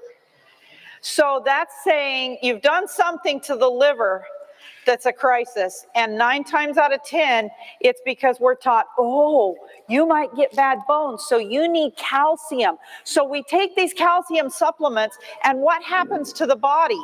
The body says, this is organic or inorganic. I always forget which. It's Inorganic. inorganic. I can't can't use help this. it. It's just, it's pulverized rock. Where do I stick this? And so it sticks it here in the fingers, it sticks it in the knees, it sticks it in the toes, it sticks it in the bones, and just messes things up. If you want high calcium, take the osteogon sprinkles that I've made you, we're now out of. Toast your sesame seeds, toast your sunflower seeds, equal parts, and then once they've cooled, put the raw flaxseed with it. That's your omegas 3 and 9. Put chia seeds in it. That has the protein in it to work with this is your calcium, this is your magnesium, and manganese, which all work together. Your nutritional yeast is your B vitamins, which help these a lot to go where they're needed. And then you can add a little salt and put that on your food. And you're not going to have, and then take this tea, and your body will be given the tools, the vitamins, the minerals to decalcify that inorganic matter that's causing the arthritic Get problems. off of dairy products. Why do you have to roast them? The toasted ones, they just taste better. And it does not mess with the calcium or the magnesium or manganese to lightly toast them in a dry pan. Pumpkin seeds, no. You could add pumpkin seeds. I haven't looked at the nutritional value of pumpkin seeds, but I know they're really good for getting rid of parasites, especially intestinal worms. Yeah. Yeah, but if you only like eat and eat a little bit of pumpkin seeds and not really do anything, I mean, that doesn't get rid of. Not if you have a bad parasitic infection. It might irritate them to where you just don't feel really well. Yeah. I know that we had a lady here in the last camp meeting, and she asked me about pumpkin seeds. She nearly died from a parasite in the gut, and somebody told her, "Oh, take a couple cups of pumpkin seeds," and she said it helped a little bit, but I also had to get on herbs. And I said, "Yeah, you would, because when you have parasites, the 3 best herbs are your walnut, your Black walnut hull. walnut, Black walnut hull, clove, and wormwood. Those are your top 3, but those don't kill all the different types of parasites. It kills a good chunk, the majority of them, but it doesn't get them all. Is there a parasite that creates OCD? What's that? OCD. Is a parasite. Yes. There's parasites that go, we breathe in, and they get in the sinuses, and they can literally go through the barrier into the brain, the thin membrane. They can actually eat their way up there and just wreak havoc in the brain. I've seen people, when we get them in the fever bath, we get them on the juices, we get them on the herbs, and get them on the parasite cleansing kit. I've seen them blow them out their nose. I've seen them come out the corners of their eyes, the tear ducts. Yes, yes. You wouldn't believe all the worms we've seen in that. Yeah. Yeah. And I had a lady come to me with breast cancer. She'd been managing it. She said for 9 years she'd been to a lot of different little home places like ours. She came to mine, and I said, okay, this is the program. We do this, this, and this, and here's a Unicity parasite cleansing kit we're going to put you on. And she said, I don't have worms. I do not have worms. I said, honey, if you're breathing, if you're eating, if you're drinking water, you have worms. So, you know. And she said she had taken several cleanses. Said, well, years ago, I took some cleanses, and I know I don't have worms. And I said, just placate me. You came here to do this. Let's do it. Okay, just take it, just to humor me, okay? So she did. She started into it. Her right breast was very affected. She had a hard lump inside, and I could feel that it went all the way into the chest. And it also had a finger running up under, and she had a lump under her right arm. And so I put, I was going to bring them. There's little jars or bottles, I guess, of black ointment Dr. Christopher's store. I put on a pad. I put some of that black ointment that's chaparral and long list. I don't remember the whole list. Yeah, I was going to bring it. I said pine tar, thank you. And I packed that on a deal and put it on the breast and just wrapped her, and she went to bed with that on every night. And 3 days into taking the parasite cleanse, I pulled that off in the morning before we put her into the tub, and there were 4 or 5 worms. I think it was 5 worms. The longest one was almost 6 inches long that had spurted out. This had been a closed cancer, and they had made holes to come out, because here she's on this heavy parasite cleanse. The juices, she was getting cleaned out, and they're like, oh, let me out. And they just literally made holes where there shouldn't have been one in her breast. And she was like, I got worms. Because there they are, right on the deal, you know. So, yeah, it's a needful thing. We need a mic here. Just, I believe it's Brother Ian who was here last year, and he had a parasite cleanse and stuff like that, and he really overdid it. And I'm kind of nervous about stuff like that. So I'm just kind of wondering, do you guys have any idea as to why that would happen, where he got real sick, and he was sick for like months on end? It almost killed him. He was telling me a little bit about that, and I'm not sure what all was happening, but he had a lot of different issues. I'm not certain about it, but somebody should have been monitoring him with all that he was doing. We've never seen anybody get... So when they do a parasite cleanse, expect to get flu-like symptoms on day 3 to day 5 or 6. Different cleanses will do it a little different, but most of the time you start getting like, you feel like, oh man, I'm getting really sick. I'm getting the flu. I'm just coming down with it. You get achy all over, throat, kind of that feeling. And then it'll clear up and go away. It'll never get any worse. It's like it's onset and then it goes away. And it'll be fine the rest of the time. But the other thing, take the cleanse for, I don't care which one you're doing. We have one we like, but you want to take a cleanse for at least a month, because parasite life cycle is 28 days. And so you want to get past that. Melanie, you can do that. I had a lady come to me. We ran her through 3 months of fever treatment. We ran her through the parasite cleanse. We ran her through the juicing, everything for 3 months. No food. It was just intense. And got her in the sunshine, got her walking, etc. She had come to me with colon cancer. And they wanted to take 1.5 feet of bowel out. And she said, I don't want to lose my bowel. And so we took her through the cleanse, and she said, okay, and she went home. But she called me 2 months later, and she said, can I come back? That something is still there. And she said, I said, have you gone to the doctor and had it checked out? And she said, no, but something is still in my bowel. And I said, okay, come back. And so we ran her through another parasite cleanse. We ran her through another gamut of treatments, and we did it for 2 months. And near the end of the 2nd month, she said, you know, I just feel like if I could take like high colonics and just wash out my colon, I could get rid of something. And I said, oh, I know a lady across town that has a colon machine. Maybe we could call her and rent it. So I called, and the lady said, oh yeah, come down. That'll be $350 for 6 days. So I took this gal down there. And because I stayed on the machine, I'd worked with this lady a couple times before. Because I stayed on the machine, when it came to the 6th day, my friend said, can I just have, 10 more minutes, and can I come back tomorrow? And I said, well, today's Friday, we weren't coming tomorrow. And the lady that owned it, she said, well, you could come back tomorrow after sundown. And I said, well, and I'm thinking of cost, because we were covering all this.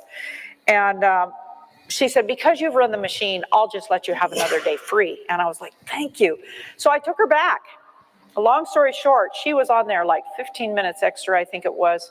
And by then I was thinking, oh man, when's she going to get off of this? Because she just kept saying, let's go a little more time, a little more time. And the lady who owned it said, yeah, she can. And so we were nearing the end of like an hour and something session. I forget the time now. It must be after 9 o'clock. Nope, and, only 8:30. And all of a sudden, through the tube where everything comes through, it was just juice, because that's all she'd had for 2 months. All of a sudden, through the tube comes this thing about yay big around with long, like legs on it. It looked like a spider of some sort. With more than 8 legs. With more than 8 legs. And I'm like, whoa! And I called for the lady of the house. I said, come in here. I had stopped the flow of water. And I said, what is this? There's is there any way we can take this observation tube? I said, is there any way we can take this out of this tube? And she's like, no, we can't take the machine apart. Of course, back then we didn't have cell phones. We could just click a picture of it. And so It was just this And gray, meanwhile, white, water's opaque going in the patient because there's water always flowing in, and And- Melanie has stopped the water. And she's starting to holler on the bed, oh, I gotta eliminate, can you open the tube? And so Kay and I looked at it for a little bit, and then I just had to open the tube and let it go. It took me 6 years to figure out what it was. It was a spider cancer. Wow. It was a spider cancer. And I'll show you a picture of one. It took us 5 months to get that cancer to die and come out of her. Wow. And so sometimes you need more than one round of something. These little chaps are hard to get rid of. Typically, you get them from eating seafood. Yeah, she'd had a lot of seafood in her life. Not saying that's the only way, but no, they're not going to show it to me. I suppose you can't find it. Is fish, you mean seafood? Yeah. What's that? Like, are you talking about fish being seafood or like the shrimp and the unclean? She had She eaten ate all anything of it. her father could catch. Yeah. Her dad did fishing, and yeah, so they ate all kinds of that stuff. I'm gonna Okay, have to somebody save one of asked these a bit ago, pictures. you're not finding the picture? They can look. Somebody asked a bit ago about MS, I think it was? Yes. Okay, so we should do that. I'm looking Okay. at the time, and I'm thinking, I knew this was going to be lengthy, but Okay, they took away the top. You're going to have to search for it. Here's one. Okay. This one's kind of opaque and dead. But yeah, it's a literal spider cancer. And the reason they were going to take 1.5 feet of bowel out is because they attach with suction cups. And if they With miss a their legs, tentacle, if they miss a little piece of the leg of this critter, he'll regrow. it'll just regrow. So, yeah. Yeah. Yeah. Just a quick question. Regarding that you have on the board there, is that for like parasites and stuff? Is that what this was for? This one is for calcium. This is for arthritis and holy bones like osteoporosis, osteopenia. This formula gets rid of it. This is for killing most parasites.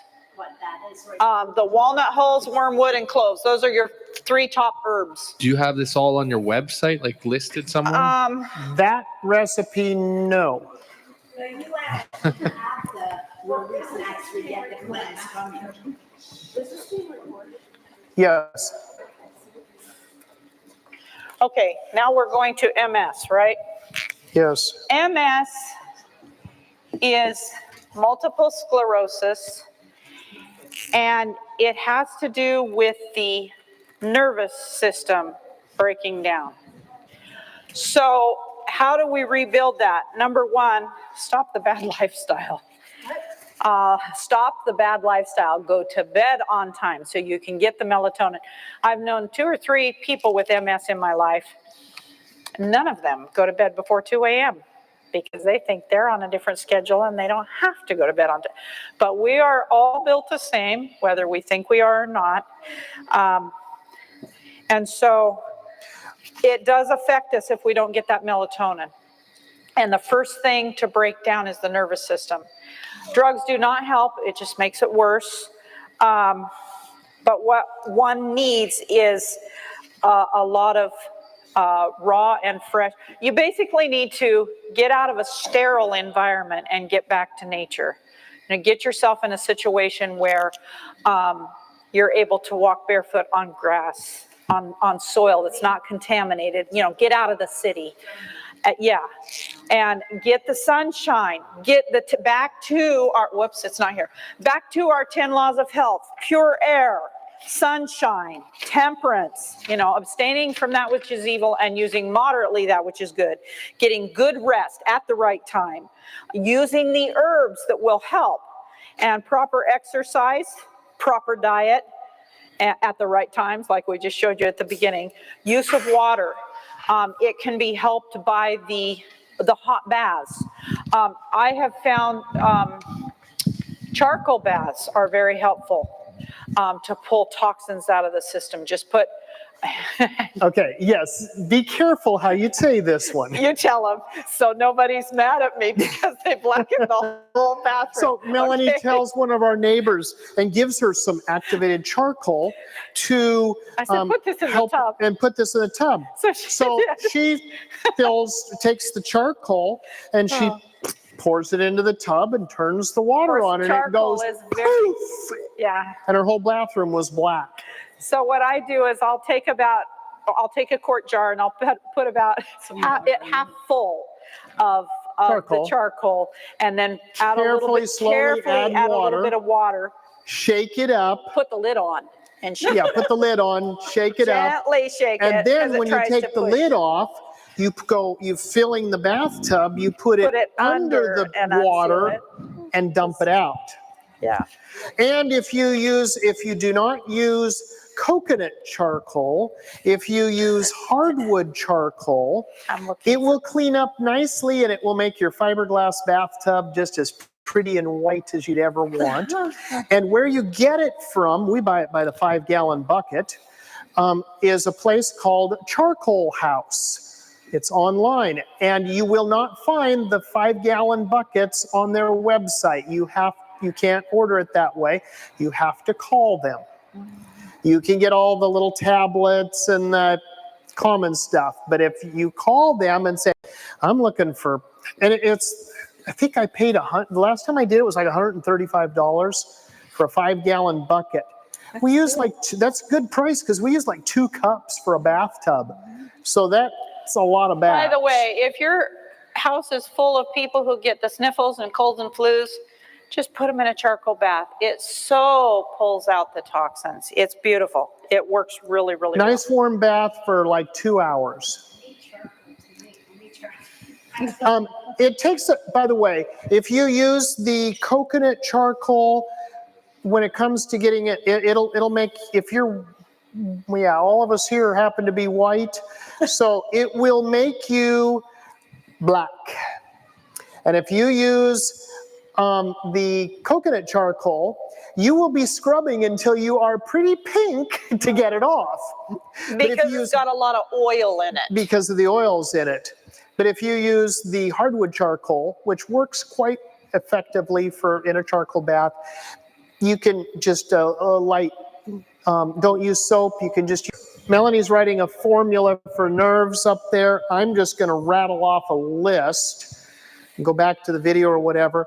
Here, I told you we'd use this before we were done here. Alfalfa.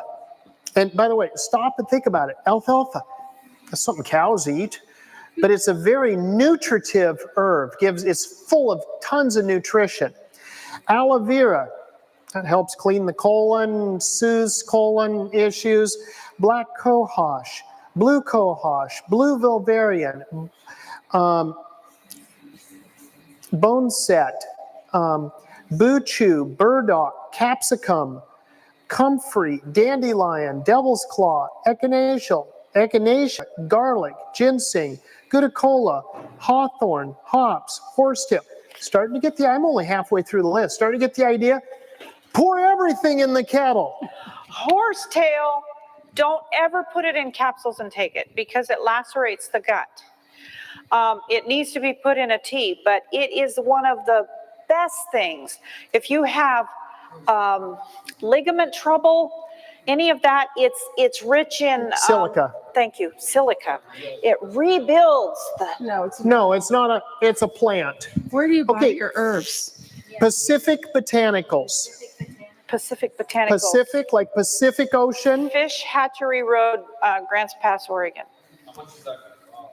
It's not a lot. Herbs are not that expensive, no. Golden seal is the only really expensive herb. Right. The other herbs, you might pay $12, buy a pound of it, and you pay like $12 for a pound. Yeah, that's not expensive. So you like have I to said, store if them in a dark place as well. $50 minimum order. Cool. And no, one part. One part. Equal parts of everything. Just put it off. Yeah. This list went on here with a bunch of others. vitamins, A, B complex, and we wouldn't go to the supplements. We have found stay away from the supplements. They're going to do more harm than good. If you want vitamin A, juice carrots. If you want selenium, eat the large, what do they call them? I can't say it now. Brazil nuts. Brazil nuts, yeah. If you eat a couple of Brazil nuts every day, your selenium is going to be high. And it says minerals here.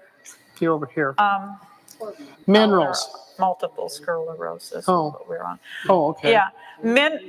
With your minerals, there's a whole list of them here. I would just say, like we showed you, go to the deep sea water for a perfect mineral balance and feed the body the minerals that way. And the best way to take it is about 4 ounces of deep sea water in tomato juice. And make sure your tomato juice. Makes the tomato juice salty, which salty tomato juice everybody likes. That's really good. So, and we found the best place to get tomato juice that's just straight tomato juice and salt is, what's that? Aldi's store. The other places have natural flavorings and this and that. So. One of the other things that's said here is calcium and magnesium as far as the minerals. The sprinkle mix that you've all been eating this week and that she had the recipe up here, there's your calcium and magnesium. So if we give the body the tools to get well with, it will. Question? Comment? Yeah, I was just wondering about these things here. Like, is there obviously these are just some kind of like little things that you put together. Do you eat a certain amount today? And is there what we would do this is make a tea. And there's 3 things you can do. There's teas, there's decoctions, and there's tinctures. You've already heard me talk about my thoughts on tincture because of the alcohol content, so we're not going to go there. Decoction. Usually decoctions are used for roots of so not the leaf, not the flower, but the root. And what you do is you put the herb in, you bring the water up to boil, you boil it, and you tip the lid and let it simmer down and make it concentrated, make it thick. That's a decoction. A tea, which is best used for like leaves and flowers, that type of thing. So you make a tea, what you can do is you boil the water, bring it up to a boil, remove it from the heat or, slide it off the element, add your herb, cover it, and let it steep in there until it's cool enough to drink, and then drink it. Because you're doing something like this, and you want this nerve combo to work, you better be capping a whole lot of pills because you're going to be taking 100, 200 pills a day. It would be better. It would be better. You make a tea and you drink a cup of tea in the morning and a cup of tea in the evening and...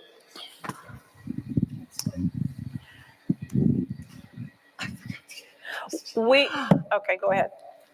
I forget. Oh, so when you make the tea, can you also drink the herbs as well, or do you want to strain it? Strain it. Strain it. I don't think you should do both. Yeah. I was going to say we do not, except in the case of hawthorn, because I broke a blender trying to blend hawthorn berries. They're very hard. We usually do not buy the herb that powdered. They offer in a powder because it deteriorates faster. I buy gallon jars and I put my herbs in jars. A lot of times, storage. like we had one up here with chickweed. I've been feeding you chickweed in some of your food because it's in my chick-like seasoning. Chickweed doesn't have much flavor. It's not a bitter herb, but it's very, very medicinal. It's very high in vitamin C, and it's one of the herbs that's good to kill cancer. So because it's a mild herb, I use it in food. We have it grow rampant in our greenhouse. And so pardon? We should. So, I don't know. It's So- 8:46. Oh my. Oh my. Maybe we'd better, So if there's mean, no more we questions. could probably, I think we might be able to drag out of bed in the morning if if there's another question or two, but Yeah. otherwise we should probably. Did you have more, or is that it? What's that? We got them on campus, so we could be like, hi. What about? Okay. Do we need again before we leave? Kim?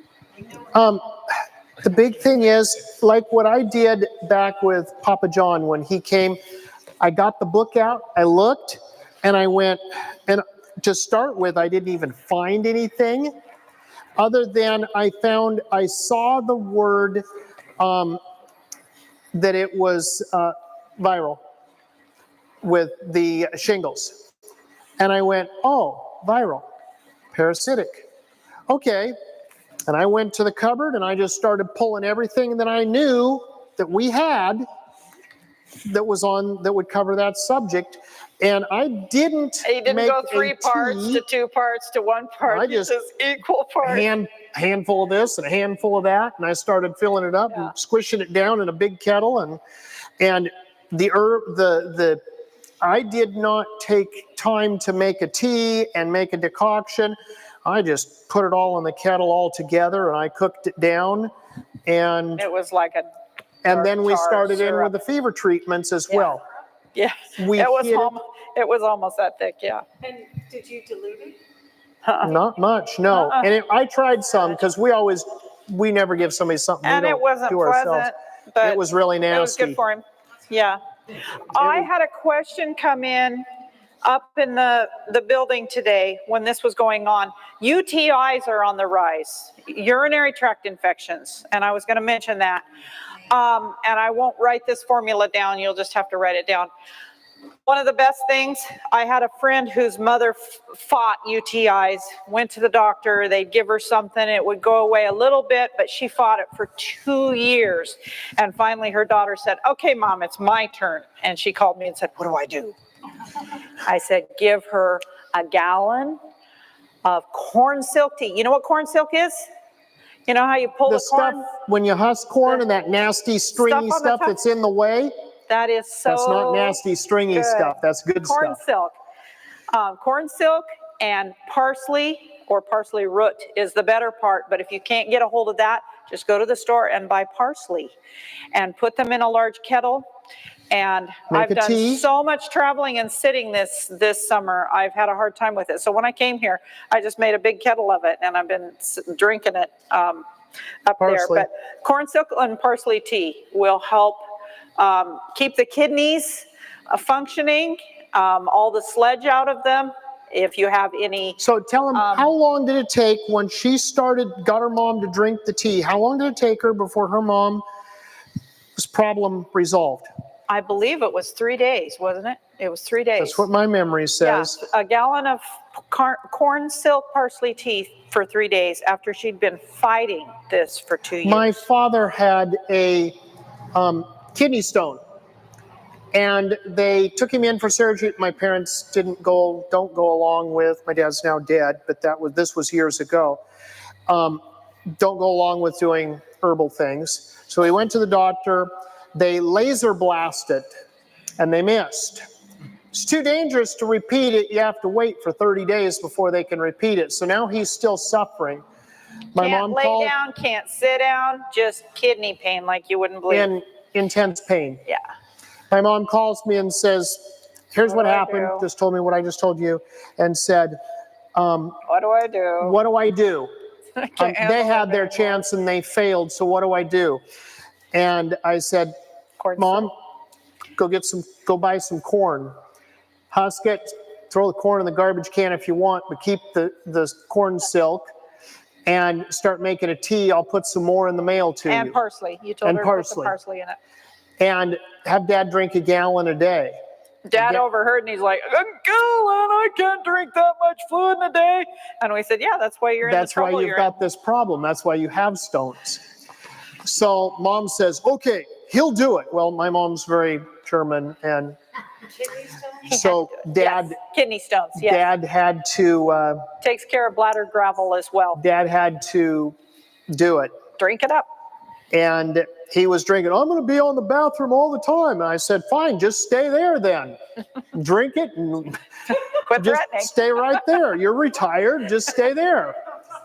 Guess what? He goes back in a month to... well, he got rid of the pain. He got rid of the pain within the first like half a day. But he goes back the month later, and the doctor's like, well, how you doing? And he says, oh, I'm doing pretty good. Doctor says, well, we got to do x-rays again so we can locate it. It must so we have can moved get it. if you're not having much pain. And so they do it. Doctor X-ray. comes in, do the scans. I think it was scans. Yeah, whatever. Ultrasound, thank you. Yeah, to locate it. It's like, it's gone. He said, I don't understand this. He says, I confirmed that we missed, but it's gone. My dad chuckles and says, yeah, my son took care of it for me. He says, I've been drinking corn silk and parsley tea, and the doctor got mad and said, how am I supposed to pay my boat payment? And the dad was so chapped. He's like, is it? So, yeah, corn silk and parsley. Anytime it's something with the urinary tract, top 2 right there. Yeah. And a gallon. You get them going a lot. So have we covered everything that everybody had questions for? A lot of it. For now? Okay. We'll see you tomorrow. Okay. Okay. The Lord bless you and keep you. Corn silk and water, but. Do y'all still have my phone? And parsley, but how much corn silk? You still have my phone? Oh, okay. It's right here, dear. Just a bunch of it. You know, put a gallon of distilled water and then just untwist the twisty tie that is Bundle on the parsley. Yeah, like a bunch of parsley and a handful of corn silk. And then put it in your water and a handful. And if you don't have the corn silk and you can go to the grocery store and get the parsley. We've told people, go to the grocery store, get some parsley, get several bunches of it, go home and make parsley. Parsley doesn't taste as good. Corn silk tastes like corn tea. It's nice. Parsley's kind of, but some people say I like it, but most people go, it's nasty. By the way, one other quickie. If you're suffering from your body not making its own amino acids, dry pop corn. Popcorn. And don't do it in a air popper instead of with oil.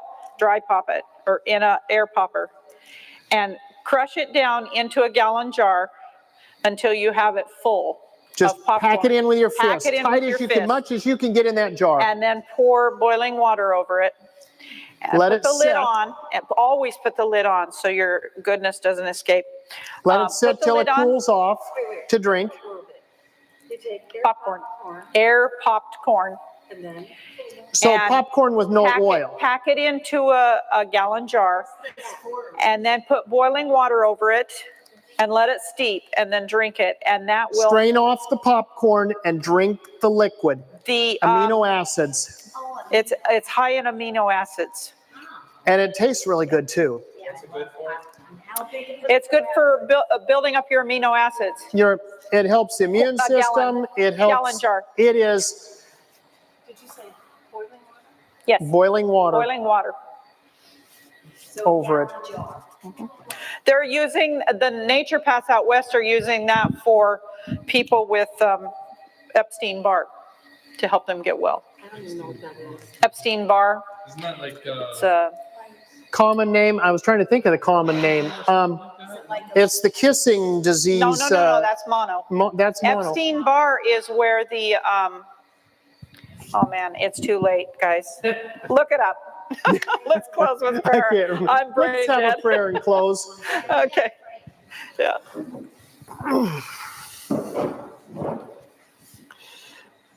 Our dear Heavenly Father, we thank you for your leading. We thank you for the herbs and the foods that you've given us for healing. And we just pray that you will help us to use these things so that we can each one be well and strong and be strengthened to serve our Savior. In Jesus' name, amen. Amen. That was awesome. That was awesome.